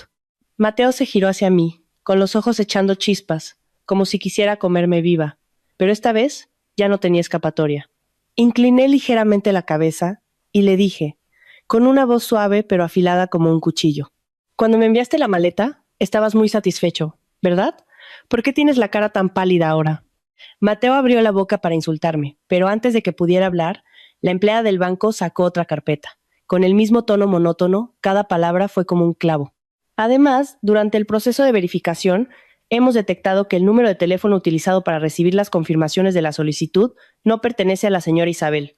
Dicho número está registrado a nombre de otra persona. Hizo una pausa y miró directamente a Carla, de la señorita Carla. Me giré, Carla había perdido todo el color, balbuceó. No, debe ser un error. Pero antes de que pudiera terminar la frase, Mateo, enloquecido por el pánico, golpeó la mesa y le gritó directamente a la cara, en medio de todo el banco: Te dije que no usaras tu número, se puede ser más inútil. Esa frase dejó a todo el mundo en silencio. Carla lo miró con los ojos desorbitados, los labios temblando, y yo no necesité oír más. Con esa sola frase, ambos se habían hundido juntos en el fango. Me levanté lentamente y me ajusté el bolso. Delante de mí, Mateo y Carla empezaron a atacarse. Uno culpaba al otro, el otro le devolvía el insulto con la mirada perdida. Toda la confianza, los cálculos, los juegos sucios de los últimos días se desmoronaron, revelando su verdadera cara, patética, cobarde y desesperada. No dije ni una palabra más. Los miré una última vez y me di la vuelta para salir del banco. Y justo cuando mi mano tocó el frío cristal de la puerta, supe una cosa con certeza. A partir de ese momento, mi verdadero contraataque no había hecho más que empezar. Apenas salí del banco, mi teléfono empezó a vibrar sin parar. No era Mateo, ni Marcos, sino Lucía. Su voz al otro lado era tan atropellada que no me dio tiempo ni a saludar. Ven a la oficina ya. Esto es un caos. Están diciendo que fuiste tú la infiel, que tu marido te echó de casa y que te escapaste con su dinero y sus bienes. Me quedé paralizada en la entrada del banco. El viento soplaba con fuerza, pero mi interior estaba más frío. Era Mateo. Después del fracaso en el banco, había pasado inmediatamente a atacar por otro frente. Y esta vez había elegido mi honor y mi trabajo, lo único que él creía que podría doblegarme rápidamente. Antes de que pudiera responder, Lucía continuó, bajando la voz, pero con una rabia contenida. Recursos Humanos acaba de llamarte para una reunión. Alguien ha enviado un correo anónimo con las fotos manipuladas y una carta de denuncia larguísima diciendo que no tienes la integridad moral para ser jefa de contabilidad. Lo he leído por encima y me han dado ganas de abofetear a quien lo ha escrito. Cerré los ojos un segundo y los abrí de inmediato. No podía dudar, no podía tardar. ¿Están los directores en la oficina?, pregunté brevemente. Sí, respondió Lucía, pero todos están esperando tu explicación.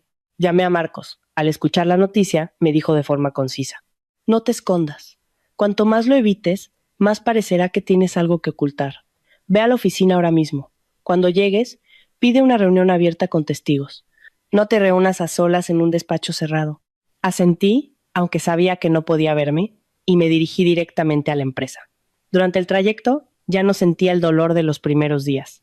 Lo que sentía era un frío lúcido y aterrador. Mateo estaba jugando a la desesperada, y eso lo haría cometer más errores. Al llegar a la entrada de la oficina, noté varias miradas extrañas dirigidas hacia mí. Algunos me miraban de reojo y se daban la vuelta. Otros se agrupaban en corrillos para susurrar. Solo con verlos, supe que el rumor se había extendido por todas partes. No aceleré el paso ni bajé la cabeza. Crucé el vestíbulo con la espalda recta, los hombros erguidos y la mirada firme. A veces, con solo mostrar un atisbo de duda, los demás asumen que los rumores son ciertos, y no iba a darles ese poder. Al llegar a mi planta, la jefa de recursos humanos ya me esperaba en la puerta, con una expresión a medio camino entre la compasión y la cautela. Me invitó a entrar en una pequeña sala de reuniones, donde ya esperaban 2 miembros de la dirección. Sobre la mesa, había copias impresas de los correos anónimos y varias de las fotos manipuladas. A simple vista, era fácil malinterpretar que estaba muy cerca de un hombre desconocido en un coche. Debajo, una denuncia de casi 2 páginas, con un lenguaje venenoso, me acusaba de llevar una vida disoluta, de engañar a mi marido, malversar sus bienes y luego culparlo para sacar provecho. Si no fuera yo la víctima, hasta yo misma me habría sorprendido de la desfachatez del autor. El director general me miró, con un tono serio, pero no acusador. Isabel, la empresa necesita escuchar tu versión. Esto afecta a la reputación del puesto que ocupas. Me senté, coloqué mi teléfono sobre la mesa y respondí con claridad. Solicito que esta reunión sea abierta y con testigos. He invitado a mi abogado y a una compañera de confianza. No tengo nada que ocultar. Solo quiero que todo se aclare aquí y ahora. Unos minutos después, Marcos y Lucía entraron. El simple hecho de que yo hubiera traído a mi abogado cambió el ambiente de la sala. Alguien que no tiene nada que ocultar no teme tener a un letrado a su lado. Apenas me había vuelto a sentar cuando se oyó un alboroto en el vestíbulo de abajo. Una recepcionista subió corriendo, con el rostro pálido. «Isabel, tu marido está abajo». Me giré para mirar a Marcos, que asintió levemente. Lo entendí al instante. Mateo no solo había enviado correos para difamarme, sino que quería dar el golpe final en mi propia empresa, delante de mis compañeros y mis jefes, para convertirme en la villana que había llevado a su marido al límite. Me levanté y con calma hablé con seguridad por el teléfono interno. «Mantenedlo ahí, no lo echéis, yo bajo». Al llegar al vestíbulo, vi a Mateo de pie en el centro, en el lugar más visible. Llevaba ropa arrugada a propósito, el pelo revuelto, el rostro pálido y los ojos hundidos, como si llevara días sin comer ni dormir. En cuanto me vio, se abalanzó hacia mí, con la voz quebrada en una actuación perfecta. «Isabel, lo siento, me equivoqué. Por favor, no me lleves al límite. Si hace falta, te lo doy todo, ¿vale?» El vestíbulo se llenó de murmullos. La gente que pasaba se detenía. Algunas empleadas jóvenes me miraban con desconfianza. Una mujer con menos autocontrol habría saltado a discutir. Pero yo no me acerqué, no grité ni lloré. Caminé directamente hacia él, me detuve a un brazo de distancia y le pregunté, con una voz tan uniforme que resultaba gélida. «Dices que yo te estoy llevando al límite. ¿Te atreves a repetir eso delante de la policía y del banco?» Mateo se quedó paralizado un instante. Lo vi claramente. Pero un segundo después, volvió a tensarse, continuando con su teatro. «No me amenaces con la ley. Somos marido y mujer. Los trapos sucios se lavan en casa. Si haces esto tan grande, es solo para humillarme». No esperé a que dijera más. Saqué mi teléfono, activé el altavoz y reproduje la grabación del banco. La voz de Mateo resonó clara y fuerte en todo el vestíbulo. «Aunque no firmes, puedo conseguir el dinero igualmente. Tu firma ya la tengo. No te creas tan importante». El vestíbulo se quedó en silencio. Algunas de las personas que habían estado susurrando se callaron de golpe. El rostro de Mateo pasó de rojo a blanco en cuestión de segundos. Abrió la boca, pero no le salió ni una palabra. Lo miré directamente a los ojos y dije, pronunciando cada sílaba lentamente, sin alzar la voz pero lo suficientemente alto para que todos lo oyeran. «No has venido aquí a disculparte. Has venido a seguir manchando mi nombre para salvar tu puesto, tu dinero y tu reputación. Pero me temo que hoy te has equivocado de escenario». Marcos se adelantó y le entregó al director general la confirmación de la reunión con el banco y una copia de los correos anónimos. El rostro del director se ensombreció y dijo, delante de todos, que la empresa colaboraría inmediatamente para investigar la difusión de información falsa y que, por el momento, no había ninguna base para las acusaciones contra mí. Solo con esa frase, el castillo de mentiras que Mateo había construido con tanto esmero se derrumbó en medio del vestíbulo. Quizás al darse cuenta de que estaba perdido, Mateo perdió el control. Se abalanzó para intentar arrebatarme el teléfono, pero 2 guardias de seguridad se interpusieron y lo sujetaron por los brazos. Mientras forcejeaba, su rostro se desfiguró por la rabia. Las venas del cuello se le marcaron y gritó, como un animal acorralado: «¡Maldita seas! Si quieres que me hunda, te hundiré conmigo. Todo el vestíbulo contuvo la respiración, y supe que con esa frase era suficiente. El papel de marido víctima que tanto se había esforzado en interpretar, acababa de destrozarlo él mismo delante de decenas de testigos. No dije nada más. Me di la vuelta y caminé hacia el ascensor, dejando atrás sus gritos ahogados, a los guardias reteniéndolo y las miradas atónitas y desconcertadas de mis compañeros. Por primera vez desde que empezó esta pesadilla, ya no me sentía acorralada. Quien había quedado desenmascarado en público hoy no era yo, era él. Al salir del vestíbulo de la empresa, no volví a mirar a Mateo ni una sola vez. Sus gritos, los guardias de seguridad, los murmullos de mis compañeros, todo quedó engullido por la puerta de cristal a mi espalda. Fui directamente al aparcamiento, me metí en el coche y me senté. Todavía tenía las manos heladas, pero mi corazón, extrañamente, ya no estaba agitado. Él mismo acababa de destrozar su última máscara delante de muchísima gente. Pero yo sabía que para alguien como él, ser desenmascarado en el trabajo no era el golpe más duro. Le quedaba una última carta que jugar. Esa tarde, de vuelta en el hospital, mientras estaba en el pasillo hablando por teléfono con mi primo para pedirle que comprara algunas cosas para mi padre, sonó mi teléfono. Un número desconocido. Fruncí el ceño, pero contesté. Al otro lado hubo un silencio de 2 segundos, y luego una voz de mujer, tan baja y temblorosa que si no hubiera prestado atención, habría pensado que me equivocaba. Isabel, quiero verte. Solo una vez. Era Carla. Me quedé quieta, mirando la luz pálida del atardecer a través de la ventana del pasillo. Esa misma mañana, ella estaba sentada al lado de Mateo, dejando que él me difamara en mi propia empresa. Y ahora me llamaba con esa voz. No me creí ni una palabra de que fuera por remordimiento de conciencia. Alguien que se mete en el matrimonio de otra persona y además participa en una trama de documentos falsos no se arrepiente de la noche a la mañana. Solo se me ocurrió una posibilidad. Mateo había empezado a lavarse las manos y ella tenía miedo. ¿Qué quieres?, pregunté con frialdad. Carla tragó saliva. Quiero verte en persona. Tengo que contarte algo sobre Mateo. No respondí de inmediato. Al otro lado añadió rápidamente, casi suplicando. Elige tú el sitio, un lugar concurrido, si quieres. No te haré nada. Yo no quiero pagar por sus culpas. Esa última frase hizo que entrecerrara los ojos. No quiero pagar por sus culpas. Significaba que el asunto ya era más grave que una simple infidelidad, el robo de una casa y la difamación. Le dije que me enviara la ubicación de un lugar céntrico, concurrido y con cámaras. Luego llamé a Lucía. Su respuesta fue exactamente lo que yo pensaba. Ve, pero no vayas sola. Yo me sentaré en una mesa cercana. Al final de la tarde, elegí una cafetería concurrida, con una fachada de cristal.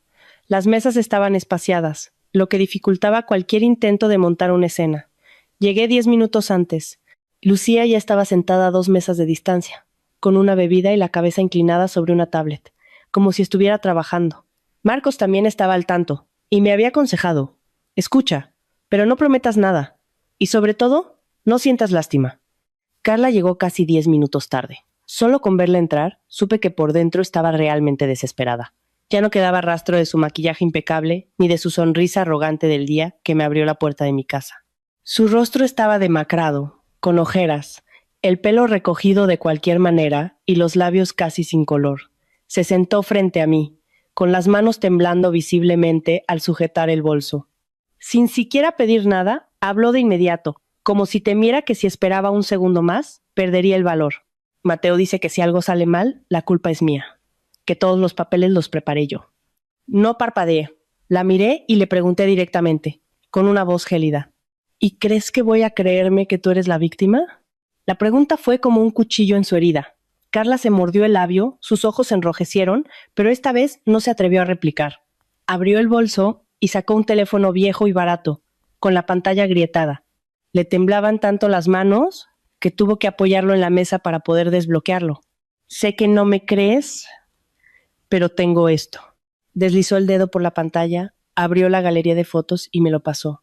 Lo primero que vi fue una captura de pantalla de un chat entre ella y Mateo. No eran mensajes de amor, sino instrucciones claras. El otro número, manténlo en secreto. El correo que te envié, solo tienes que crear una cuenta y reenviarlo a su empresa. Las fotos, manipúlalas bien, que no se note que el hombro no encaja. Seguí pasando imágenes. Eran todo instrucciones sobre cómo usar otro número de teléfono para las verificaciones, qué mensajes enviarme, cómo reaccionar si yo volví a casa de repente. Se me heló el corazón. Pero lo que me dejó paralizada fue la siguiente grabación de audio. La voz de Mateo sonaba nítida, sin rastro del marido amable de antaño. Déjala que firme todos estos papeles durante unos meses. Cuando su padre se ponga enfermo y ella esté confundida, damos el golpe final. Le envías la maleta y cambias la cerradura. Si se atreve a volver, di que está loca, que son celos.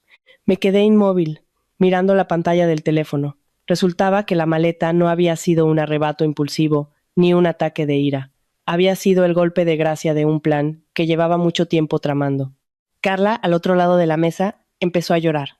No a gritos, sino con lágrimas silenciosas que brotaban del miedo puro. Pensé que me quería de verdad. Me prometió que te dejaría, que nos casaríamos, que pondría la casa a mi nombre. Me dijo que tú solo eras un estorbo, alguien de quien se había cansado hacía mucho. La escuchaba y solo sentía asco. Sonreí con desdén. Te equivocas. Un hombre que es capaz de estafar a su mujer para quedarse con su casa, también estafará a su amante para salvarse a sí mismo.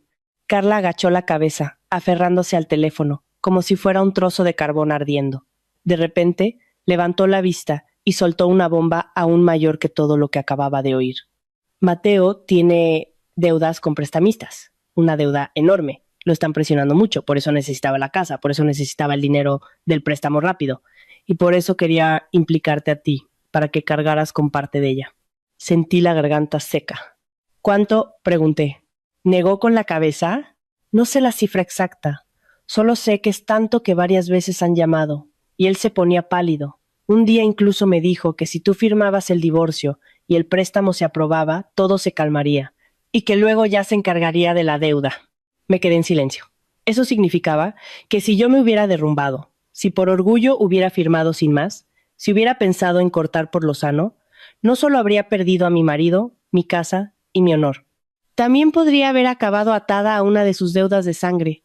El agujero era tan profundo que solo pensarlo me daba escalofríos. Carla respiró hondo y me pasó el teléfono. Te lo doy todo. Las fotos, los mensajes, las grabaciones, todo está aquí. Solo te pido una cosa. Si en el futuro alguien pregunta, confirma que he colaborado.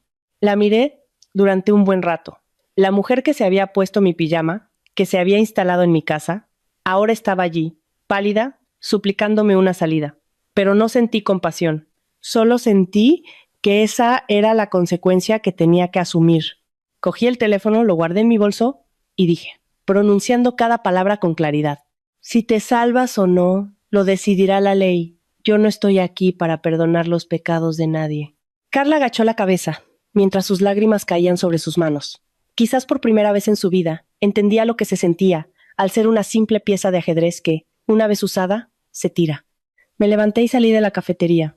Fuera, el cielo se había oscurecido y las farolas empezaban a encenderse. En mi mano tenía un arsenal de pruebas suficientes para destruir cualquier escapatoria de Mateo. Pero también sabía que para verlo de rodillas de verdad, aún no era el momento de revelarlo todo. Necesitaba un golpe final, un golpe que le diera donde más le dolía, para que esta vez no pudiera volver a levantarse. Salí de la cafetería cuando ya casi era de noche, con el viejo teléfono de Carla y un montón de pruebas en el bolso. No fui a casa ni volví a la oficina. Fui directamente al hospital. Me senté junto a la cama de mi padre, como cada noche, le ayudé a tomar sus medicinas, le acomodé la almohada y esperé a que se durmiera profundamente antes de salir al pasillo. Por la noche, la luz blanca y fluorescente sobre el suelo de baldosas creaba un ambiente silencioso y frío. Pensé que la noche transcurriría como las anteriores, tensa pero tranquila. Pero cerca de las 9, mi teléfono vibró. Era mi suegra, Pilar. Miré la pantalla unos segundos antes de contestar. Apenas lo hice, su voz sonó completamente distinta. Ya no era agria ni estridente, sino temblorosa, como la de alguien que acaba de sufrir un ataque de pánico. ¿Dónde estás? En el hospital, respondí secamente. Hubo una pausa. Voy para allá. Espérame, tengo que preguntarte algo. Unos 20 minutos después, la vi aparecer al final del pasillo. Solo con verla de lejos, supe que algo grave había ocurrido. Llevaba la ropa de estar por casa, con una chaqueta puesta, de cualquier manera, el pelo revuelto y el rostro sin una gota de sangre. Caminaba deprisa, arrastrando las zapatillas, con las manos aferradas a su bolso, irreconocible comparada con la Pilar que siempre iba con la cabeza alta. criticando a su nuera y defendiendo a su hijo a toda costa. Se sentó en el banco de metal frente a mí. Dime la verdad, dijo sin rodeos. ¿Es cierto que Mateo tiene deudas con prestamistas? La miré fijamente. En sus ojos ya no había desprecio ni animosidad. Había pánico, un miedo real, tan intenso que su habitual arrogancia se había desmoronado por completo. No respondí directamente. Le devolví la pregunta, con una calma que hasta a mí me sorprendió. ¿Qué ha pasado? Tragó saliva, con las manos entrelazadas con tanta fuerza que se le marcaban las venas. Tardó un rato en poder articular una frase. Resulta que esa tarde, después de que yo me fuera de la cafetería con todas las pruebas, un grupo de hombres desconocidos había ido a mi casa buscando a Mateo. Al no encontrarlo, empezaron a golpear la puerta y a gritar, armando tal escándalo que hasta los vecinos se asomaron. Uno de ellos arrojó un fajo de papeles al jardín, pagarés, su número de teléfono, fotos de la casa y una nota muy clara que decía que si seguía escondiéndose, la casa no estaría a salvo. Mientras me lo contaba no me sorprendí tanto como esperaba. Las piezas del puzzle encajaban cada vez mejor. Mateo estaba realmente contra las cuerdas. Pilar continuó, respirando con dificultad. Pensé que solo querían asustar, pero entre los papeles había una foto de la casa y una nota escrita a mano que decía que Mateo les había asegurado que en cuanto obligara a su mujer a firmar, podría pagarles todo. ¿Es verdad eso? La miré durante un buen rato y le pregunté en voz baja, pero con palabras que se le clavaron directamente. Cuando usted y su hijo me echaron de casa, ¿pensó que algún día vendrían a su puerta a cobrar una deuda? Se quedó sin palabras. Vi claramente cómo sus labios temblaban, intentando replicar por costumbre, pero no pudo. Por primera vez, el suelo bajo sus pies también se tambaleaba. Ya no era la suegra que juzgaba a su nuera, sino alguien que acababa de darse cuenta de que la tormenta había llegado a su propia casa. Saqué mi teléfono, no por rencor, sino porque sabía que hay gente que solo cree lo que ve cuando le duele. No le mostré todo, solo una parte. Las fotos de las transferencias sospechosas, la solicitud de préstamo con la firma falsificada, los mensajes entre Mateo y Carla, y la grabación en la que él decía que yo solo era una máquina de hacer dinero. Pilar cogió el teléfono con ambas manos, y su rostro se fue volviendo más pálido a medida que veía las pruebas. Tuvo que entrecerrar los ojos para releer algunas cosas, como si su mente se negara a aceptar lo que estaba viendo. Pero lo que la derrumbó de verdad fue la última grabación. La reproduje. La voz de Mateo sonó clara y fría. Mi madre, con un par de sustos, hace lo que sea. ¿Tiene algo de oro guardado? Si las cosas se ponen feas, se lo quitamos. Solo con esa frase, Pilar pareció perder toda su fuerza. Se quedó paralizada, con los ojos muy abiertos, el rostro desencajado y los labios temblando sin poder emitir sonido. Unos segundos después, logró susurrar, casi sin aliento. ¿De verdad dijo eso? No respondí. La prueba estaba en sus oídos. Sus hombros empezaron a temblar y de repente se golpeó el pecho con el puño. Un sollozo ahogado rompió el silencio del pasillo del hospital. Lo parí, lo crié durante años y se atreve a pensar así de mí. Repetía la frase una y otra vez, como si hubiera perdido la razón. La forma en que se encorvó, agarrándose al banco con una mano y golpeándose el pecho con la otra, me hizo verla por primera vez no como la mujer autoritaria que siempre me había menospreciado, sino como una madre que acababa de descubrir que el hijo, al que tanto había defendido, la veía como una caja fuerte andante, a la que saquear cuando fuera necesario. La miré, sin sentir compasión, pero tampoco una satisfacción plena. Solo vi con más claridad que nunca que cuando la codicia crece hasta el punto de devorar a tu esposa, a tu madre, a tu familia, ya no eres una persona. Eres un pozo sin fondo que arrastra todo lo que encuentra. Pilar levantó la vista, con los ojos enrojecidos y la voz rota. Isabel, ayúdame. Salva la casa. Sálvame a mí. Testificaré. Contaré todo lo que sé, todo lo que ha hecho. Al escucharla, solo sentí una calma fría. Meses atrás, con solo una palabra amable suya, yo habría cedido. Pero ahora, no. La miré fijamente y le dije, pronunciando cada palabra. No la ayudaré por afecto. Solo quiero que toda la verdad salga a la luz. ¿De qué lado quiere estar? Es su elección. Asintió repetidamente, mientras las lágrimas le corrían por las mejillas. Por primera vez, desde que entré en esa familia, pronunció mi nombre con un tono completamente diferente, sin acidez, sin prepotencia. Isabel, me equivoqué. Al oír esas palabras, mi corazón no se conmovió como uno podría esperar. Hay disculpas que llegan demasiado tarde, tan tarde que ya no pueden reparar lo que se ha roto. Lo sabía. Pero también sabía otra cosa. El último bastión que protegía a Mateo acababa de derrumbarse, y una vez que ni su propia madre estaba dispuesta a defenderlo, su futuro solo tenía una dirección: la caída. A la mañana siguiente, después de asegurarme de que mi padre estaba tranquilo y de que Marcos había revisado todos los documentos por última vez, decidimos no esperar más. Lo que tenía que salir a la luz ya estaba claro. Las pruebas estaban reunidas. Para poner fin a todo, había que sacarlo todo de una vez para que Mateo no tuviera escapatoria. Marcos organizó una reunión formal en una sucursal del banco que gestionaba la hipoteca. Por parte del banco asistió el director de crédito. La policía local también estaba informada, ya que el caso presentaba indicios de falsificación de documentos, difamación y amenazas. Yo solicité que estuvieran presentes 2 personas más, mi suegra, Pilar, y por supuesto Carla. Mateo llegó casi 10 minutos tarde. Entró con el rostro agotado, pero aún intentando mantener su habitual arrogancia. La camisa mal abotonada, los ojos hundidos, pero el gesto de señalar a otros para culparlos seguía intacto. En cuanto vio a Carla sentada en una esquina, la señaló y gritó delante de todos: «¡Fue ella! ¡Ella lo hizo todo! ¡A mí me tendió una trampa!». Yo permanecí en silencio. Marcos tampoco intervino.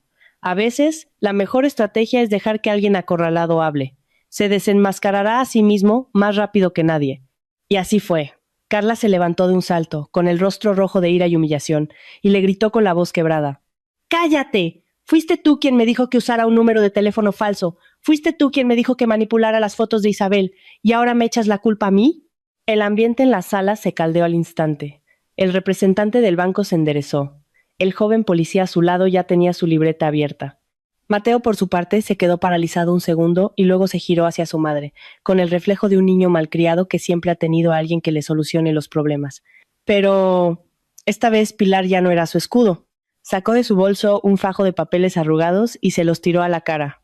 Los pagarés, las notas con la dirección, las fotos de la casa, todo voló sobre la mesa. Su voz temblaba de rabia y vergüenza. «¡Cierra la boca! Te has jugado la casa y te atreves a decir que tu madre no sabía nada». Mateo se quedó petrificado. Vi claramente ese momento. Quizás fue entonces cuando se dio cuenta de que todas sus salidas estaban cerradas.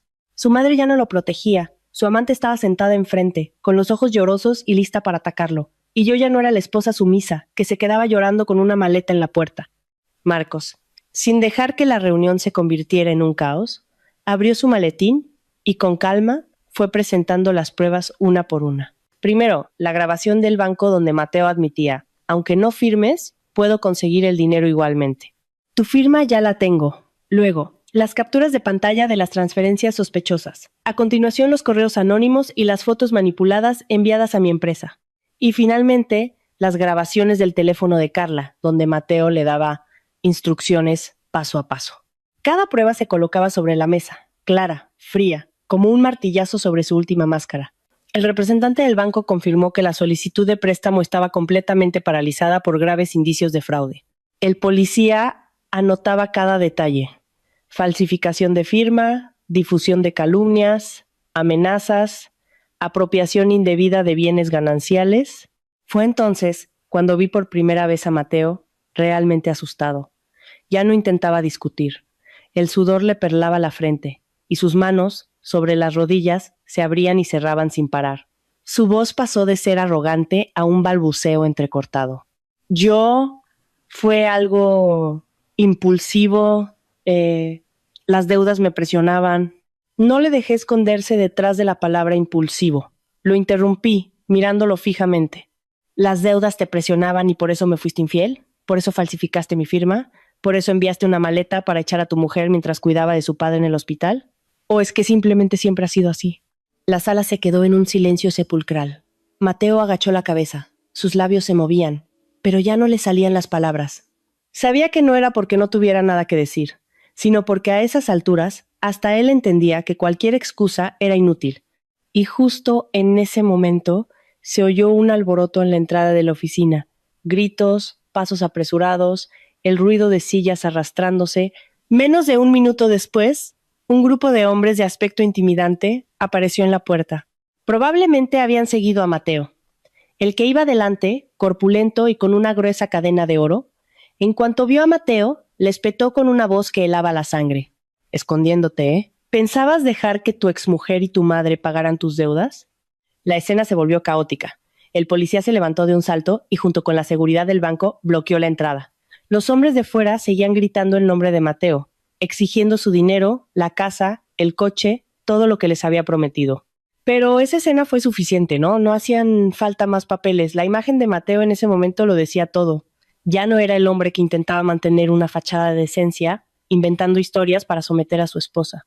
Era solo un hombre patético, desenmascarado, acosado por las deudas, abandonado por su madre, traicionado por su amante, y con la ley cerrándole el paso. Carla se hundió en su silla, tapándose la cara con las manos. Pilar rompió a llorar, alternando insultos a su hijo con golpes en su propio pecho. Y Mateo, por primera vez desde que todo esto comenzó, no se atrevió a mirarme. Se giró hacia mí, con los ojos enrojecidos y la voz rota, como alguien a punto de ahogarse. Isabel, ayúdame. Con una sola palabra tuya, todavía podemos arreglarlo. Lo miré en silencio, y en ese instante, extrañamente, ya no sentía dolor, ni rabia, ni la humillación del día que abrí la maleta en el hospital. Solo veía ante mí el castigo justo cayendo sobre la persona correcta. Y por primera vez entendí lo que significaba cavar tu propia tumba y caer en ella, tan profundo que ya nadie puede sacarte. La gente en la sala empezó a levantarse. El representante del banco recogió los documentos, el policía cerró su libreta. Marcos intercambió unas últimas palabras y se apartó. El caos inicial dio paso a un silencio frío y vacío, donde toda la verdad había quedado al descubierto. Justo cuando me daba la vuelta para irme, Mateo se abalanzó hacia mí. Nadie tuvo tiempo de reaccionar. Cayó de rodillas a mis pies. El sonido seco de sus rodillas contra el suelo resonó en la sala. Con manos temblorosas, se aferró al bajo de mi pantalón, apretando con fuerza, como si temiera que si lo soltaba, todo se le escaparía para siempre. Su rostro, antes frío y arrogante, ahora estaba desfigurado por las lágrimas. Isabel, me equivoqué. De verdad que me equivoqué. Ayúdame, por favor, solo esta vez. Te lo ruego, no me dejes sin nada.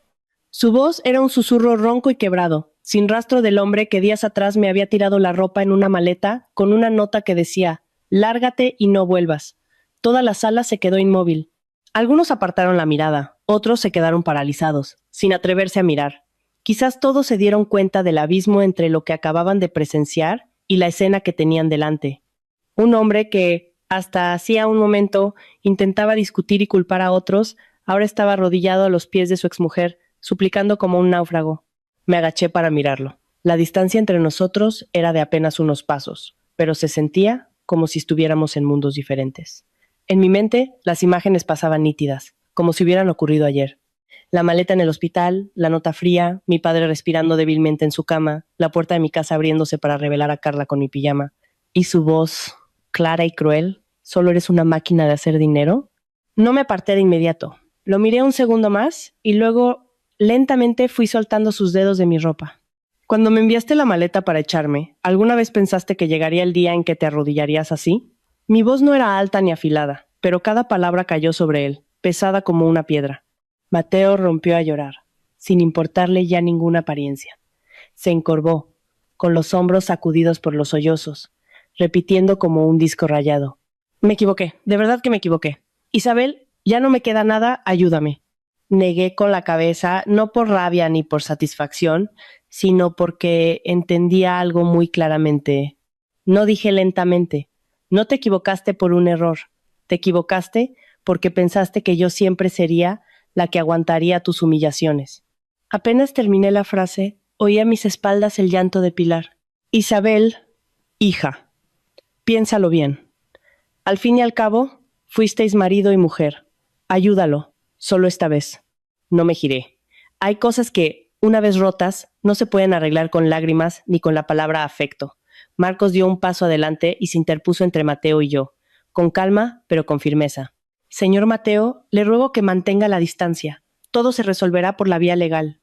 Me ajusté la chaqueta, respiré hondo y caminé hacia la puerta. Solo cuando mi mano tocó el pomo, me detuve un segundo. No por nostalgia, sino porque quería decir una última cosa, para que no quedara ninguna duda. Me giré a medias. «No te arrodillas porque me quieras», dije. mirándolo fijamente por última vez. Te arrodillas porque tienes miedo de perderlo todo, y alguien como tú es justo que lo pierda todo. Dicho esto, abrí la puerta y salí. La luz de fuera me deslumbró ligeramente. Caminé con la espalda recta, sin bajar la cabeza, sin dudar. Por primera vez en muchos años caminaba sin miedo, sin humillación y sin el peso de un matrimonio podrido por dentro. Los días siguientes todo sucedió más rápido de lo que esperaba. Completé los trámites legales necesarios. Lo que era mío, lo conservé. Lo que ya no tenía valor, lo dejé ir. La casa, que una vez fue mi hogar, ahora era solo una dirección que tachar de mi vida.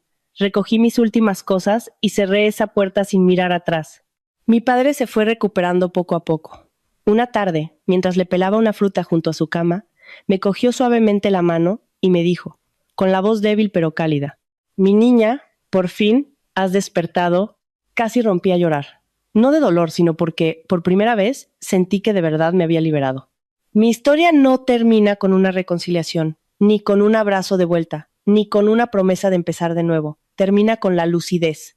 Perdí un matrimonio, pero recuperé mi honor, la verdad y a mí misma. Y él, el que una vez se rió de mi dolor, al final solo le quedó una única postura, la de estar de rodillas.